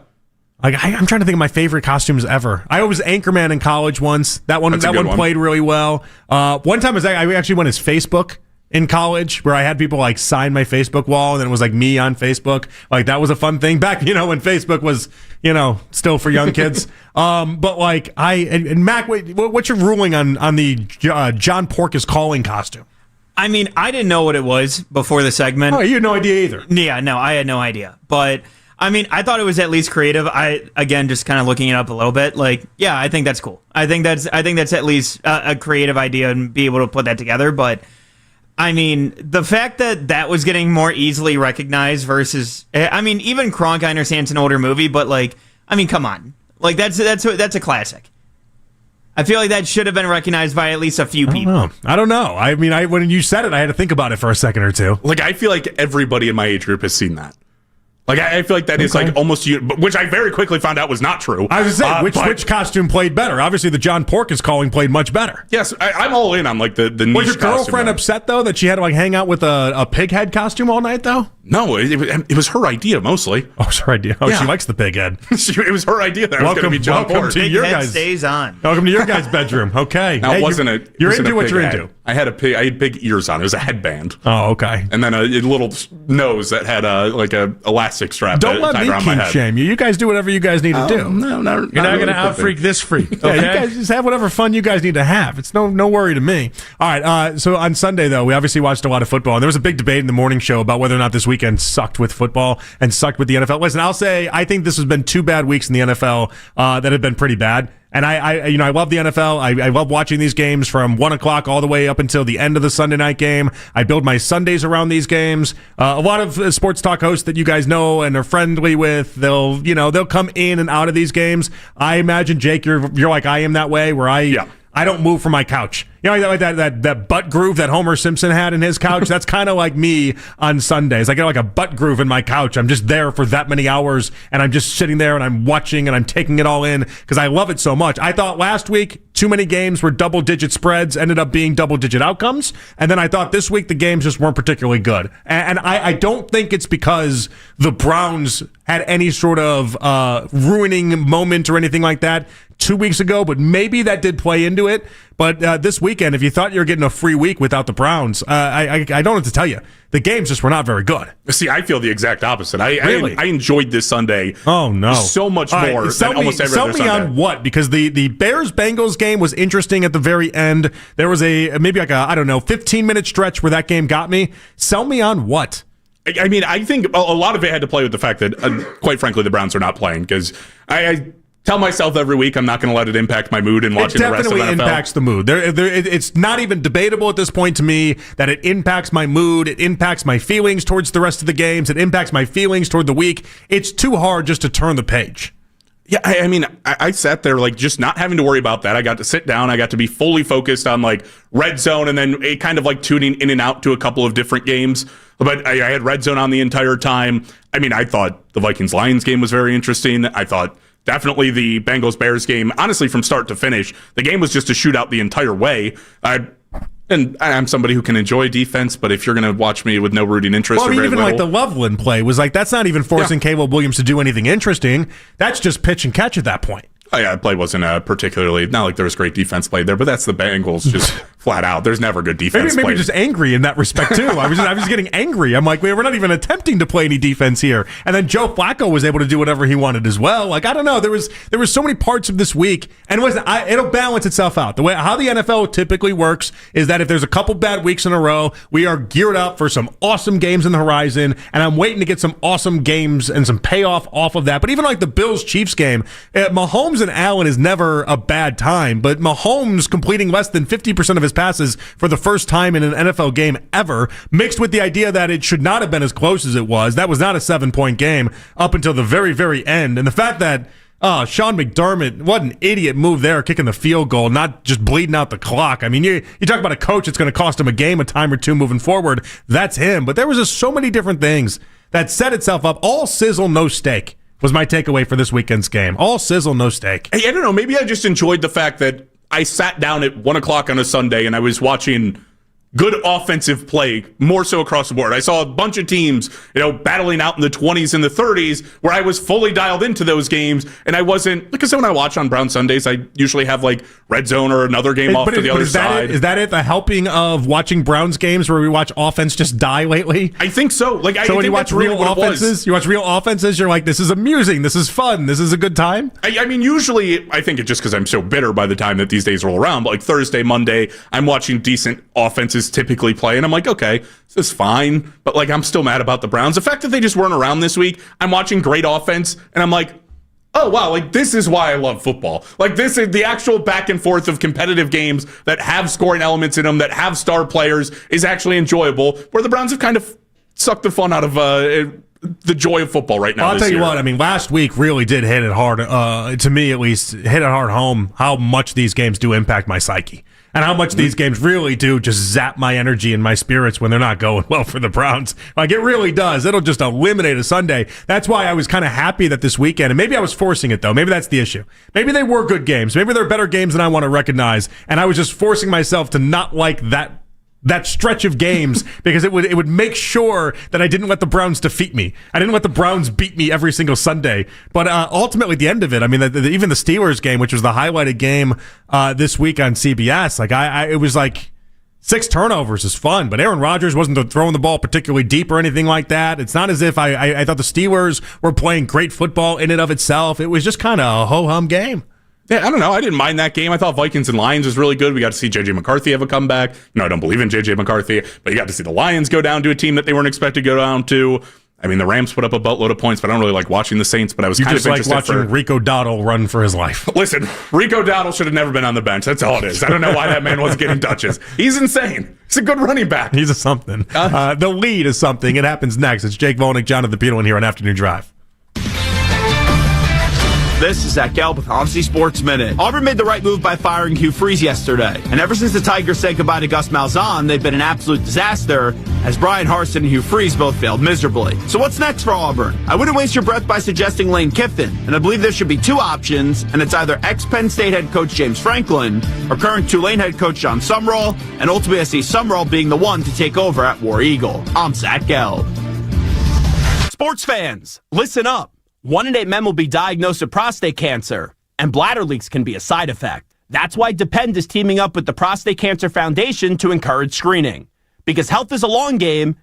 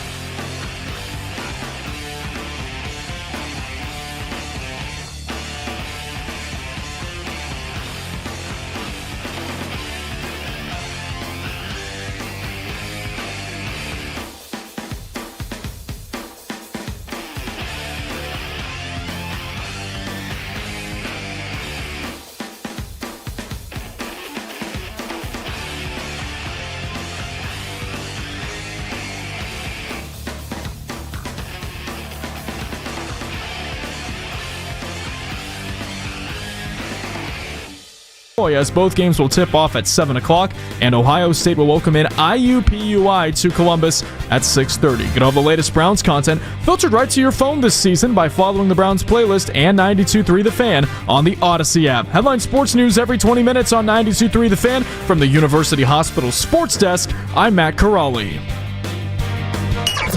Listen to 92.3 The Fan on the Odyssey, iHeartRadio, and TuneIn app. It's time for The Lead with Nick Wilson and Jonathan Peterlin on Afternoon Drive. All right, back at it here on The Fan. Jonathan Peterlin, Jake Volnick with you guys today. Tomorrow, Daryl Ryder will be in. Nick will be back in the saddle on Wednesday. It's time to get to The Lead, though. Browns head coach Kevin Stefanski addressed the media today, announced that he's turning the play-calling duties over to offensive coordinator Tommy Rees. These are things that I'm always looking at. What can we do better? I have a ton of trust and faith in Tommy. He's more than capable, so excited for him. But bottom line is we have to just get better collectively. Just felt like Tommy is somebody that I believe in. Obviously hired him here a couple years back because I really believe in Tommy as a coach, and he's done everything that we've asked, and I just feel like this is the right time for this. Early your decision? Yes. So that was the most uninspiring answer ever, which feels very emblematic of Kevin Stefanski in general. Like, how many times do I have to hear him say, "Oh, we just need to get better," before I actually hear how we're going to get better? And you give me my endorsement of Tommy Rees, and it's, oh, we have a lot of trust in him, and we think he's a good coach, and that's why we hired him, and we think he's a good coach, and we have trust in him. It's like, tell me anything. You tell me why. Like, there has to be some sort of actual thought process there that just about, I don't know, 31 other coaches in the NFL probably would have given me, but not Kevin. Well, he's not going to come up there and say it can't get much worse. You know, like if he was being truthful about it, that's probably what he should say, but he can't say that. I thought it was interesting when we had Nathan on, and the next clip will obviously involve Nathan, but Nathan had hinted at the idea, something along the lines of how when it came to this decision and it came to making this decision, basically Kevin Stefanski's a great play caller, and he'll deserve credit if he gives it to Tommy Rees, and Tommy Rees is awesome, and I just don't buy into that idea. Like, if the spin on this ends up being, whoa, look at the big brain on Stefanski to be able to give the play calling to Tommy Rees, because Tommy Rees has this offense humming, I'll lose it. Yeah. I'll straight up lose it. I won't know what I'll do if the mental gymnastic ends up becoming, whoa, what a great coach, to identify that Tommy Rees is great at play calling. I'm not going to be able to handle this very well, Jake. No, I'm not either, because then, JP, even if that's the case, even if he's a great play caller, the big brain play by Stefanski would have been 8 games ago to make that decision. Right, then identify it earlier enough. Yeah. But also, there is no big brain play. When you are supposed to be the great play caller, and that's your calling card, that's what makes you great, then you have to be the reason why. You have to be the one that gets this thing going. Not Tommy Rees. Unfortunately, not Tommy Rees. Would love if it could have just been Kevin, but doesn't feel like it would go down that way. Browns analyst Nathan Zagura joined us last hour. We asked him if the offense will look any different with Tommy Rees calling the plays. I mean, I think it comes down to 2 things. One would be, if there are certain things in the scheme that he, would like to tweak, or certain things that he wants to utilize more than we did before, that would look different. And then the other part of it is just kind of part of play calling, right, is feel and sequencing and setting things up. And, perhaps he has a slightly different approach to that than Kevin Stefanski did. I mean, the bottom line is the results-driven league, and right now our results on offense have been good enough, and so hopefully this provides some type of a spark that does produce better results. I mean, at the end of the day, that's all we want, is this offense to be better, more fun to watch, more points on the scoreboard, leading to more wins. And so now Tommy Rees is going to get that opportunity. I'm curious to see if it looks different, if the sequencing or the style of that is different, but we really probably won't know much about that until obviously Sunday in New York. Magic 8 Ball reads not likely. And that's okay. That's fine. But if it ends up being a spark, I'll be just pleasantly surprised. If it looks different, if it looks better, as little of a value as I think Stefanski adds to the play calling, I just don't think Tommy Rees is going to be the world's greatest at this. And I don't think he's even given the right opportunity to showcase that he could be the world's greatest at this. But if I'm wrong, listen, all I want is for these remaining games to be interesting. So sign me up. Yeah, I mean, I'm not going to be mad if it happens. I'm with you. I don't think it will happen. I thought it was interesting, like, obviously, you look at the things and it's like, okay, well, maybe he just calls different style of runs, or maybe we're going away from so many of these same style of passing offenses to different plays in the playbook that Kevin's not using. I just feel like if we talk about it's such a collaborative effort, Couldn't Tommy have just voiced that without actually being the guy to call the plays and been like, hey, Kevin, these look like they work. Don't you want to try these out? And Kevin should be able to look around and go, oh, the offense stinks anyway. Here you go, Tommy. Here's an idea. I know. I do wonder, but I mean, maybe he just didn't feel like as an offensive coordinator in year one that he could voice up his mind and really, I don't know. I'm trying to come up with a reason. You're more right than you're wrong. I'm just trying to figure out if there's something there that Tommy wasn't able to tap into while sitting almost on the sidelines as the offensive coordinator that he'll be able to tap into now as the lead dog, as the guy in charge, as the one actually being able to call the plays. Also, I would assume he's going to do this from the booth upstairs, right? I would think so, right? I mean, I don't imagine he's going to be down on the sideline. Ken Dorsey certainly wasn't, but he liked it up there. I do want to know that only because if he's sitting right next to Stefanski and they're just kind of talking the entire time and doing that is much different than him being on the headset and then him being able to call plays and then Stefanski wearing the headset but just kind of listening in. Like, there is a different element attached to that. And Tommy's been up in the booth the entire stretch of the season, so I am wondering if he does come down and is on the sidelines next to Stefanski as that happens. It would be a change of pace. It's not what they typically do. Most OCs that call plays tend to do it from the skybox up above, but that would be an interesting little wrinkle to it all. Maybe that'll be a follow-up we get at some point later on this week to figure that out. Trey Wingo, the Straight Facts Homie podcast.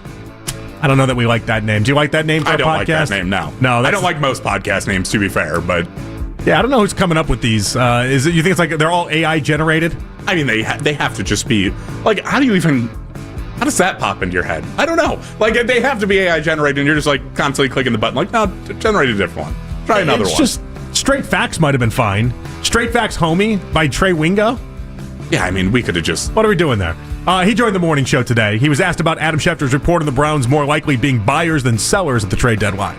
It's one thing to say those things. It's another thing to do them, right? I mean, Jerry Jones says all these wonderful things and then does the exact opposite all the time. I think Cleveland's in a very difficult situation. I would be shocked if they were actual buyers rather than sellers. But then again, what are they selling? They said they're not going to trade Myles Garrett. So what are they selling? What are they trying to accomplish? Because that's been the thing in Cleveland forever. What are we trying to do? And we're not quite sure anybody knows what the plan is. So unless we're actually going to do something that is against everything that they've said and they've done so far, I imagine you being buyers is just this idea that, okay, if we can get a great player that we just have to trade away things for, but he's under contract or we can make him under contract, okay, good. If not, I imagine buyers looks a lot more like, hey, Jonathan Mingo's only on his fourth team and we can get him for a 7th round pick and we need wide receiver help. I think this is more of a signal that you're going away from the idea that Wyatt Teller might be on the table or David Njoku on the table without a king's ransom coming back. It's your veterans who could be here next year to contribute and aren't just expiring after this season are probably still going to be here to contribute. They're not looking to pick up draft capital as much as they are players that are actually going to contribute this year and at least a year or two into the future. I'm ready to have my socks blown off, and then I'm also ready to be very disappointed by tomorrow. Are you riding the line just one way or the other?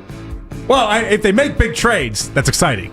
That's fun. And then we'll be able to analyze it and dissect it, and we'll be here with you guys to be able to break it all down. And if they do nothing like I suspect they will, well, we'll also be here to break all that down as well. But it won't be as fun. It will not be as fun. It'll be a very disheartened me at 4 o'clock tomorrow if they just do nothing. And I don't want to be the guy just poking the dead bear and being like, do something, just to do something. That's not what I'm saying. But I do wonder if Njoku will be traded. I wonder if somebody on the line will be traded that we care about. But I guess for me, it's going to be more about the players leaving than the players coming here. In what way? Like what way? I just don't think we're getting anyone of substance to come here. Okay. Like I'm not holding my breath that Olave is going to be here or Jacoby Myers is going to be here or someone like that. But I am resigned to the idea that David Njoku could be traded. Wyatt Teller could be traded. Jack Conklin could be traded. Like I'm open to that idea and that prospect. And I think if you made me bet on one side or the other, tomorrow will be more about all the players that are leaving, and the players leaving will be more substantial than the players coming. I mean, I don't think I'm fully against that. I don't really think you're going to get much of anything. It feels like that's always the NFL trade deadline, is that we're just sitting here and we're like, something big's going to happen, and then nothing big ever happens. Well, wait until the day something big happens, Jake. Well, we're hoping that's today or tomorrow. Could be tomorrow. You see, he's speaking like a guy that's only got 40 minutes left in this show and isn't on until 7 o'clock tomorrow. I'm speaking like a guy that's got a 2-hour window leading up to the draft or to the trade deadline, and let's get this thing cooking. Hey, if we can get that, listen, after the trade deadline, I only got 3 hours to go. I'll take it. And speaking with the media today, Wyatt Teller said he doesn't want to be traded ahead of tomorrow's 4 p.m. deadline. At the end of the day, I view it as like, hey, it's a compliment. People think that I'm good enough to get traded. I hope that I don't get traded. I want to retire a Cleveland Brown. I love it here. I was just talking to these guys about deer hunting and fishing and stuff like that. I don't want to leave this place. I love this place. But even more than that, I love the city and the fans and everything like that. I know it sounds like very cliche, but I truly do. If anybody knows, my family and I, we're very close in this community. So no, I don't want to get traded, but obviously business is in business, and I know that if this could help the Cleveland Browns or something like that, I'm not above the team. He was emotional about it. I respect Wyatt Teller. I like how into the Browns he is, and I always will appreciate any time, especially going through this type of season when a player's like, I want to be here forever. I always think that's cool, and I like that. I like that Wyatt understands that when he left Buffalo and came to the Browns, his career was on life support, and it got revived here, and it got saved here, and in many ways, and he did this through hard work himself. But Bill Callahan and that offensive line, I mean, it made him wealthy beyond wealthy, and so the recognition from Wyatt is appreciated by me.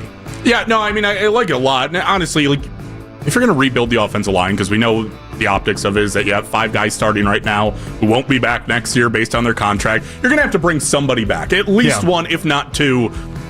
If that's Wyatt Teller, then okay, I'm perfectly fine with that. At least it's a guy who I know wants to be here. It's a guy who is a guard who we can fill that in that position right now because I have nothing as a backup plan, and I'll figure out the other stuff as I go. Like, everyone thinks that the offensive line being a major trouble right now of filling it next year is that massive problem. They kind of stink right now anyway, so is it really that big of a problem? Tyvis Powell, the Browns radio network, on with Baskin and Phelps today. He said that this week will provide a lot of clarity on Dillon Gabriel as a starting quarterback. You give Dillon this week right here, right? The reason being is because, he was kind of thrown in the fire. He's been thrown in the fire in the situation where, they made him the starter and, he's still trying to learn on the fly. But the reason what makes this week so different than the other one is 2 reasons. One, it's a very winnable game. 2, you got 2 weeks to prepare, and the one thing about him is he's supposed to be this computer and all those things. So if you give a guy 2 weeks to prepare and it's a very winnable game and he can't go out there and look no better than what he's been doing, now I think you got the answer that you want. And I think you can move on to Shador knowing like, okay, this guy's not the future at the quarterback position. I mean, truthfully, if you really can't do it against the Jets with 2 weeks, I'm going to ask who you can do it against. Mm-hmm. I also think it just needs to look different. Like, you need to be able to take those shots. And maybe this is a little bit of, I don't know, Tommy Rees undermining Kevin throughout the week and just being like, I know Kevin says don't turn the ball over. Dillon, we're going to risk turning the ball over today, okay? I'm calling the plays now. We're going to risk that. We're going to throw the ball downfield. Because quite frankly, even if he looks okay and it's just a bunch of short passes, still going to feel the exact same way on Dillon Gabriel.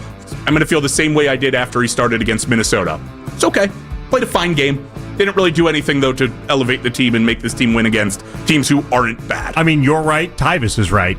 2 weeks, a bye week, up against the Jets. You can't look good then. You're never going to look good. You're cooked. And so like that, it's a big week. It's an important spot for Dillon Gabriel. No question about it. Even with now a different play caller in place, like this has got to be the week for him. No ifs, ands, or buts. All right, and that is the lead. We come on back. Want to hear from you guys. 216-474 below 92. Browns or the Bengals? Which season would you rather have? And Trey Wingo on Shador Sanders. I think it's important that he said it, but I'm going to dispute a couple points that he had to make. It's John at the Peterlin and Jake Volnick with you guys right here on Afternoon Drive. Hey, everybody. Anthony Lima for QC Kinetics. And does this sound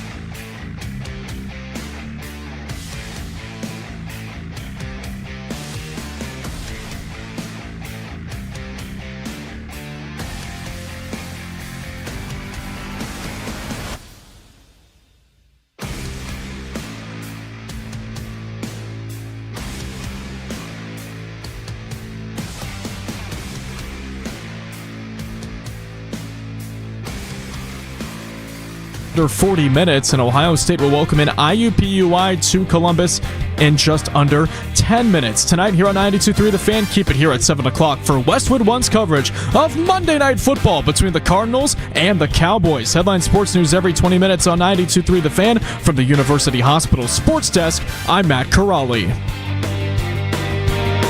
Whenever you need to talk about the Browns, we got you covered. We are Sports Radio 92.3 The Fan.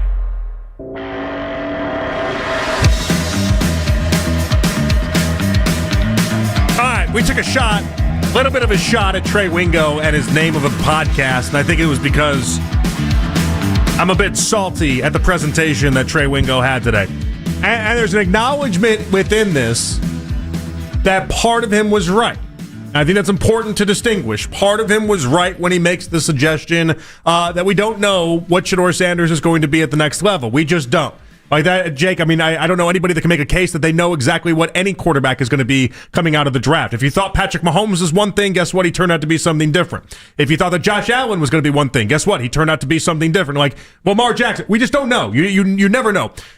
The part that made me agitated with Trey, and this is not the clip we're going to play. We'll play a different clip coming up in a little bit here, because that speaks to a different level of things. He acknowledges at the end, is more so the idea that he boiled down to whether or not Shador Sanders is going to be good based off of whether or not he had the highest completion percentage in NFL or NCAA history. Like, to use that as a bad thing, to use that as an arrow in your quiver to go ahead and basically take a shot toward Shador is where I thought he was a little off base. But I also think that, and this is part of the problem within that discussion, Jake, okay? Using that as if that's the only thing that Shador did while in college is not only patently false, it is patently misleading towards a conversation. To act as if that's the only thing he did, and it's the only thing we can judge on whether or not he would be successful at the next level, I think is wrong. Part of the Shador discussion is the idea that, yes, he did have one of the highest completion percentages in NCAA history. It's also the idea that he had 134 touchdowns with 27 picks in his time in Colorado. It's also the idea that in 24 games, he finished with a 71% completion percentage while throwing for 7,000 yards and 64 touchdowns at Colorado. It's also the idea that he had 7 300-yard games, 8 games with 3+ touchdown passes. Also the idea that he finished 4th in passing yards, 2nd in passing touchdowns in all of college football in the year that he got drafted and taken out, while also being sacked more than any other quarterback in the sport. Like, there are so many layers to this Shador Sanders conversation that to boil it down to, well, he was great at this stat, and here's a list of quarterbacks that were awesome at that stat that never worked out in the NFL, is patently misleading to the conversation. Yeah, I think it's definitely, you look at that stat for Shador and it's telling that he has elite ball placement. He's accurate. He also had, decent weapons around him, multiple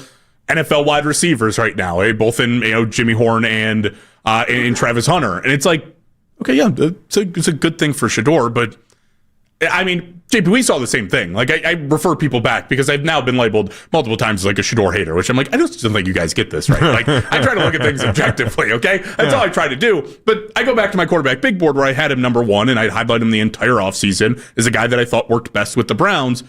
Is because it was a lot of those things. I think you also take into the, not so statistical things of like, he's had a ton of teammates who have all said positive things about playing with Shador Sanders, despite him being Deion's kid. No, but I take it to the statistical things because that's where they want to start the conversation. Yeah. That's where they want to mislead and start the conversation as if you have a high completion percentage, well, look at all these other quarterbacks that had a high completion percentage, and look how it didn't work out for them. Then they bring up Brandon Whedon, they bring up Colt McCoy, they bring up these other guys. I'm sorry, Colt McCoy was not the second quarterback in college football history to throw for 14,000 plus yards while completing 70% of his passes. Colt McCoy never had a season like Shador did at last year at Colorado, where in the red zone, he ended up having 18 touchdowns, 3 picks, and was top 6 in the FBS in every category you could imagine when it came to red zone stats. Like to boil it down to something as simple as, well, he was great with completion percentage, and other college quarterbacks have been great, so ergo, this guy must stink.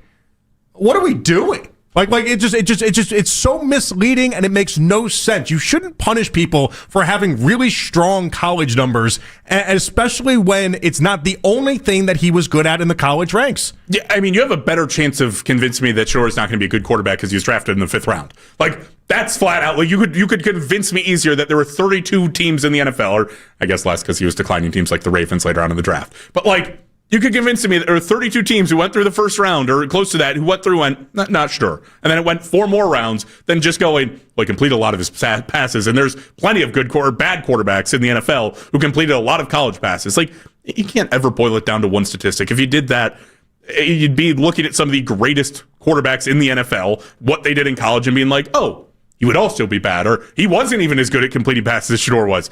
Yeah, but guys develop and they get better, and some guys are really good in college and not good in the pros. Like, you can't just boil it down to one thing. It is a lot of the intangibles mixed with all of the stats you just read off that makes, at least the ceiling for Shador something that is very presentable and very real. I guess I just get angry at the idea that it's like the only stat that that people think that he excelled in, when it's just not true.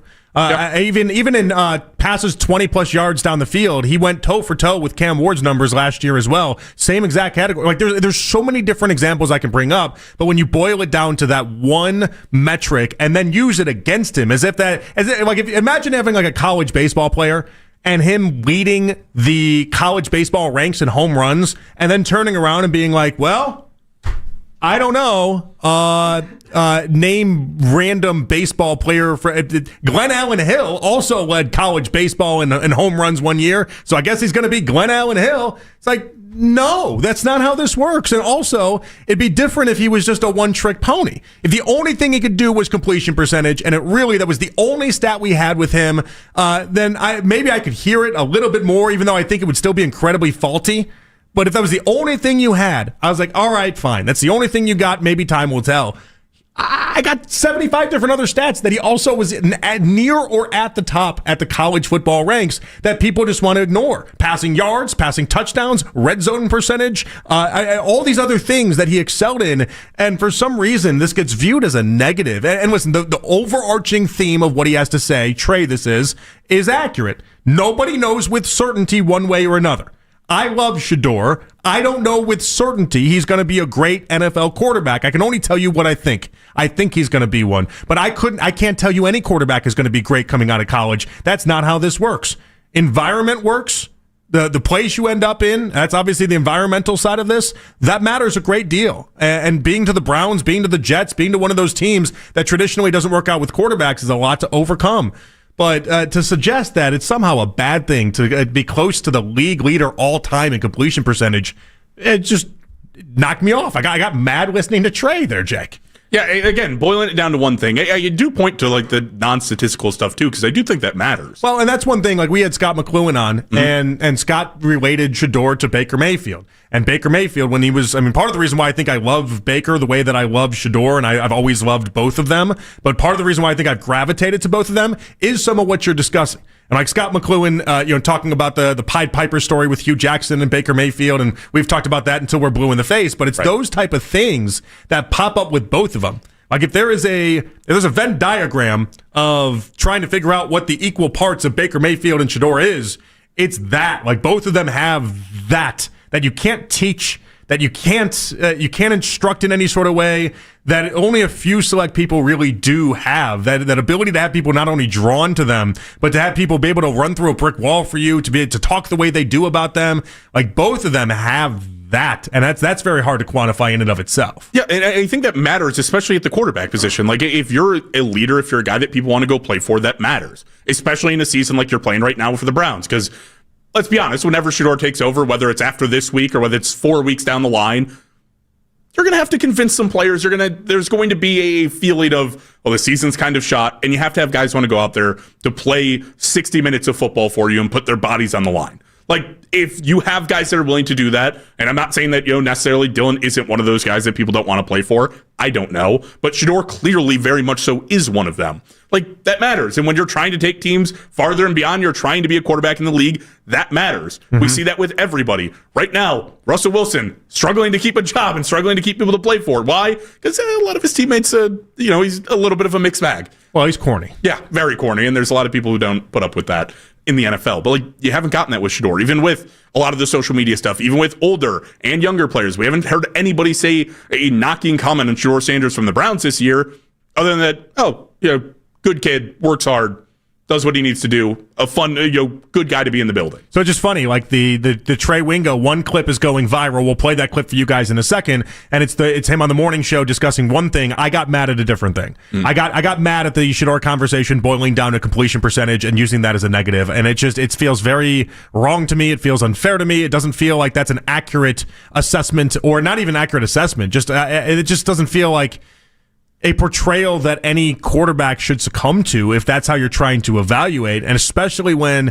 it overlooks the amount of other areas that Shador really did thrive in. All right, so this was Trey, and this is the one that's actually going viral, the one that people are talking about as he discussed ESPN's coverage of Shador so far. Here we go.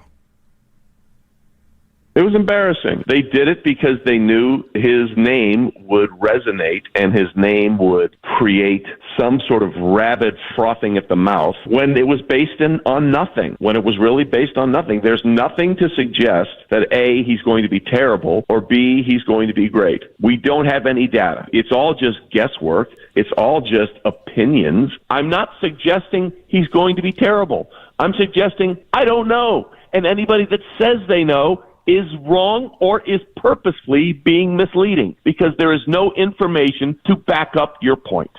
Okay, so we do have information to back up why you'd believe it. I gave up more information than you could possibly imagine in the beginning part of this segment to back up why you could believe in Shador Sanders.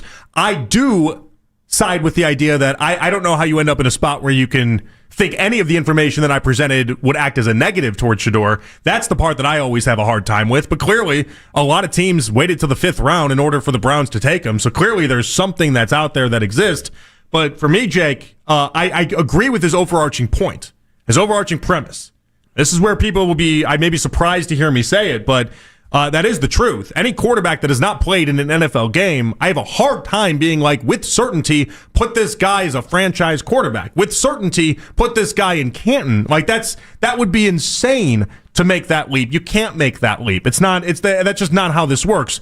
Joe Burrow coming out of the draft, you still have question marks. Trevor Lawrence coming out of the draft, you still have question marks. Andrew Luck coming out of the draft, and these are some of the surefire as it gets guys. You still have question marks with reason. You have to. Nothing is a guarantee in this, and so there is no guarantee when it comes to Shador in a good way or a bad way. But to use one stat and say that all of a sudden means that you're tilting towards the wrong way, and I believe that's what Trey was trying to do there. That's what I don't agree with. Yeah, and I think that in a lot of ways, like there's things in like I would have taken Shador at the number 2 pick. I would have, and I wouldn't have started in week 1. But that's because there's things that I think would also lead you to believe that, like, Trey could have made the point that there's very bad habits that Shador has, that he has yet to get rid of, that we've seen on a football field, right? Mm-hmm. Maybe he's broken those over the time that we haven't seen him. I don't know. But Shador tries to make plays where he holds onto the ball too long. He tries to evade pass rushers, which in the NFL, you're not going to be able to do it, really the elusiveness Shador does, not at the rate he tries it. Which I still think he looks at that as a feature and not a bug, by the way. I think he looks at that as his ability to get out of certain plays, and I think it gets him in trouble every now and again, but I think he looks at that as more of a feature than a bug, and I tend to agree with him. Joe Burrow in the preseason has a very similar play. Nobody freaks out. Caleb Williams, I listened to a lot of Chicago sports talk radio. One thing they kept harping on over this offseason was a very similar thing that what Shador gets criticized for as well with the plays you're discussing, where you kind of go backwards for 10 yards, 15 yards, and sometimes it does bite you in the butt. But I think Shador gets out of it more times than not, and I think people harp on that one way more than I think is fair. Because a lot of quarterbacks across the NFL struggle with that. That's just reality. Yeah, I mean, it happens. I think that you coach a kid to do that less and to pick your moments of when to do that and to utilize your legs better. But again, there's things that I can point to that are like, okay, there's things that can stop Shador from succeeding. Absolutely. When I was watching his tape in college, which I did pretty extensively because I liked him and I wanted to see, and I was looking at all the quarterbacks, I was like, there's things that are going to get Shador into trouble. There's things that when he steps onto an NFL field are going to look bad. Evidently in the Rams preseason game, he tried those things, tried them too often against the defense that it wasn't going to work against. It's like, there's a lot of reasons to point to that Shador might not be the greatest quarterback in the world. There's also a lot to point to that he would be a good quarterback. It's like, yes, ultimately you don't know, but if you just try to pick out the bad, okay, then you're just going to see the bad. But also using the great as a reason for why it's going to go bad. That's the part that confused me so much. That's the part that made me be like, wait, huh? That's what I'm saying. Like, pick on there's bad things to point to with Shador. He's not a perfect quarterback. Yeah, if you want to pick on things, then at least pick on the right things, or at least pick on things that you at least feel are accurate with 40 years of sports television experience to try to lean on, not the things that, because Colt McCoy didn't work out while having a high completion percentage, it also means Shador won't either, and then trying to couch it the way he did with I'm not saying it's anything bad. It's like you went for 5 minutes talking about this. What are you talking about? So I just didn't buy it. That's the whole synopsis there. I just didn't buy it. But it is interesting, and I do think it's important noting, no one can confidently know with certainty it's going to work out. And that includes myself, somebody that believes in Shador in a really high way. It still is the NFL, and the environment and where you end up still matters a great deal to whether or not you have success. Now, I would bet that Shador can overcome this. That's the bet I've been making for a long time. But Trey is right in the idea that nobody can say with certainty, for good or bad, that they know 100% sure it's going to work out. So just a little important thing to note there. But it made me a little mad. Because that's the whole point of the podcast. What's it called?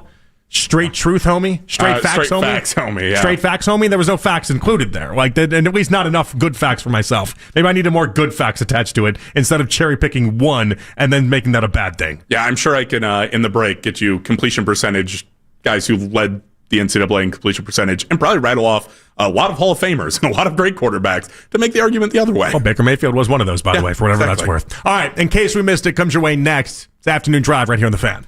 I'm PJ Glasser, host of Sending In, here to help you beat the books with the BetMGM Network. College basketball is back, and I have my eye on a team at 30-1 to win the national title this year, the UCLA.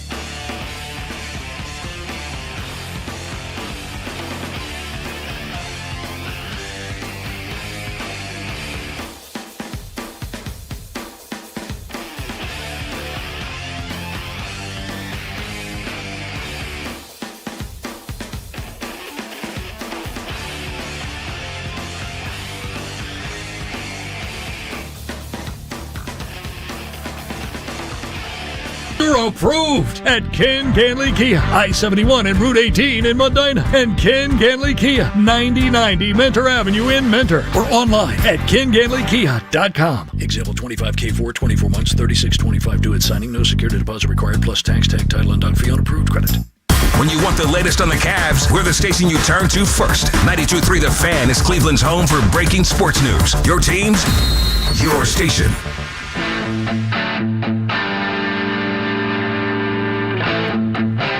All right, final segment of the show. It is Jonathan Peterlin, Jake Volnick with you guys. Daryl Ryder, the dangerous one. He'll be in with myself tomorrow. Nick will be back on Wednesday.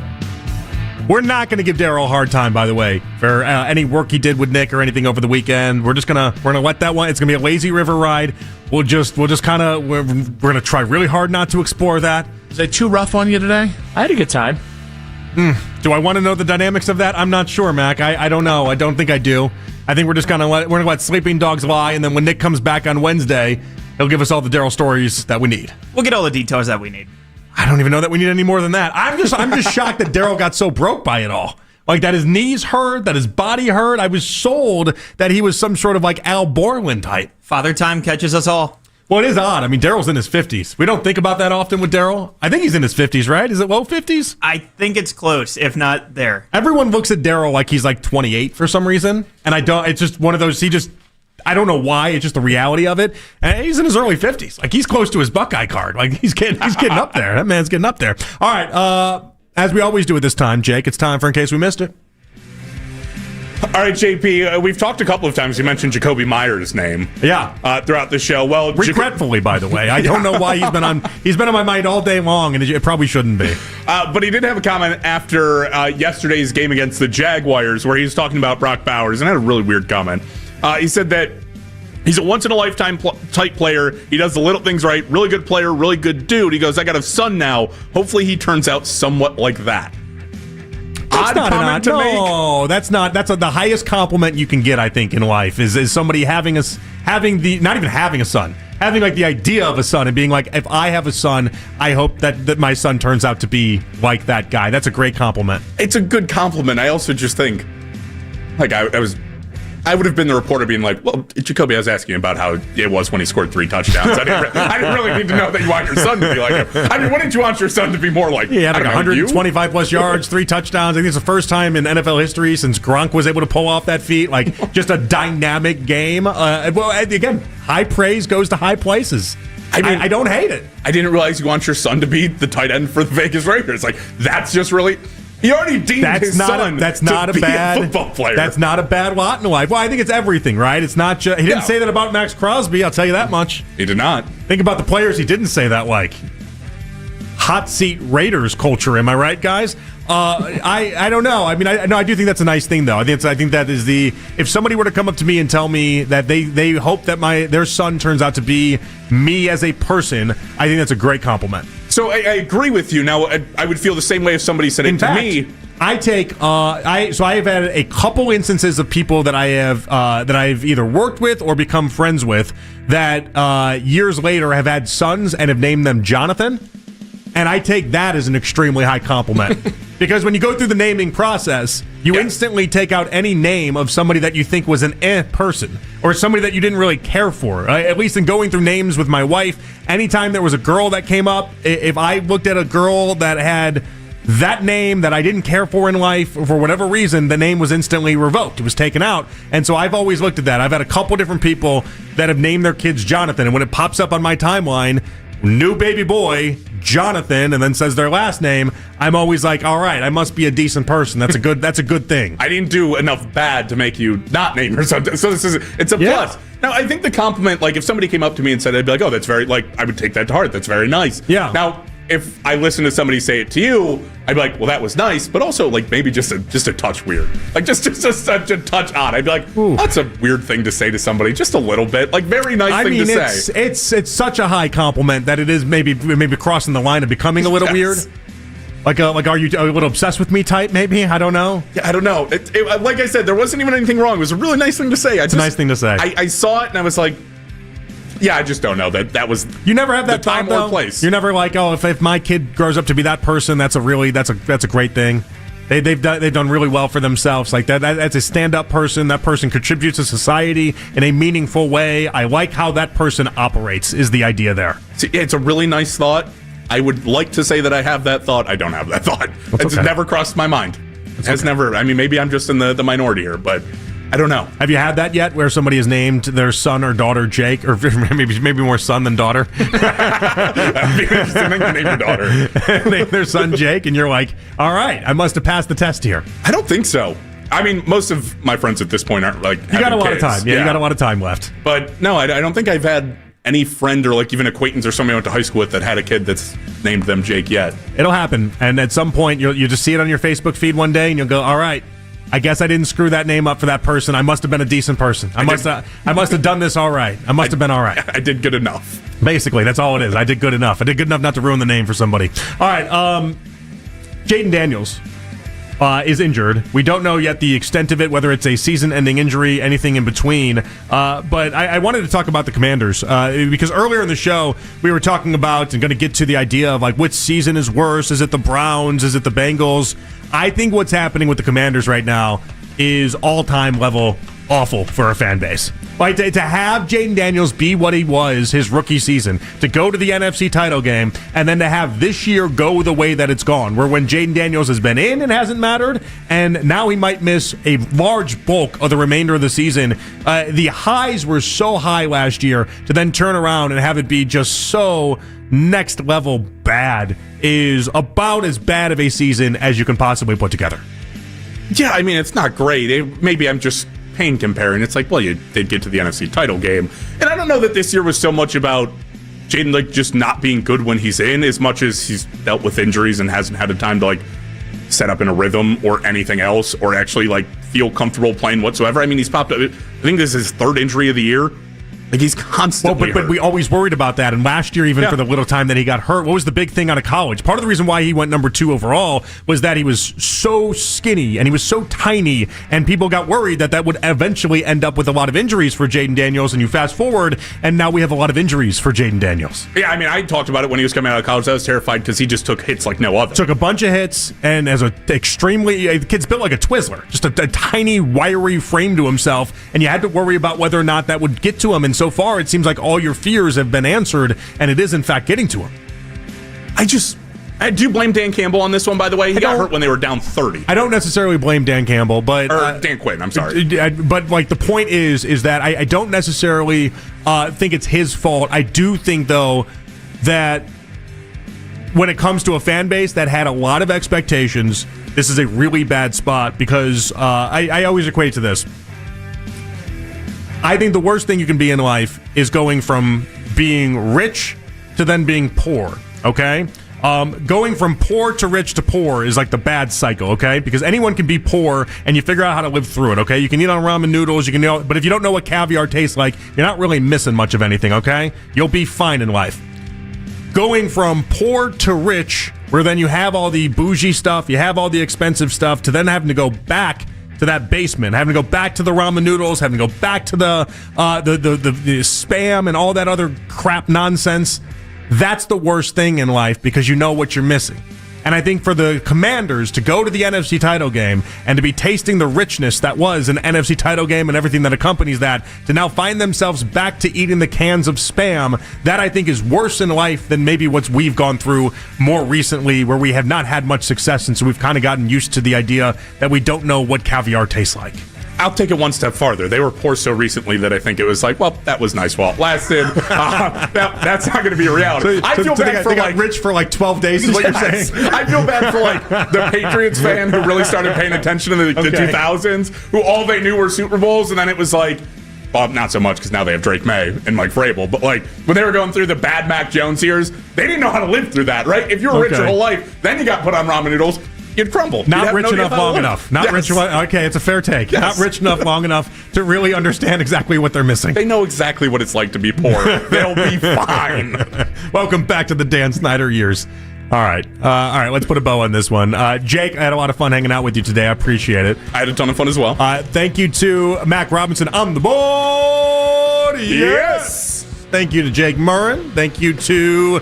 I never really think the update guy, which is funny because I was an update guy for so many years, but Matt Corrali, Bolin Fox never did, so in my head I just never do. Thanks to Matt though, and thank you to all of you guys for tuning in as you always do. Jake, you'll be back on your show tomorrow night. I will indeed. All right, you'll be back on your show tomorrow night. Daryl Ryder will be with me tomorrow. Nick will be back on Wednesday, so we'll run it back one more time tomorrow. We're gonna have Albert Breer at his usual time. We'll have John Fanta at his usual time as well. So we'll talk to all those guys in between. Enjoy the rest of your evening, and I'll talk to you guys tomorrow. Monday Night Football coming your way next. It's the Cardinals and the Cowboys right here on The Fan. Have a good night, Cleveland.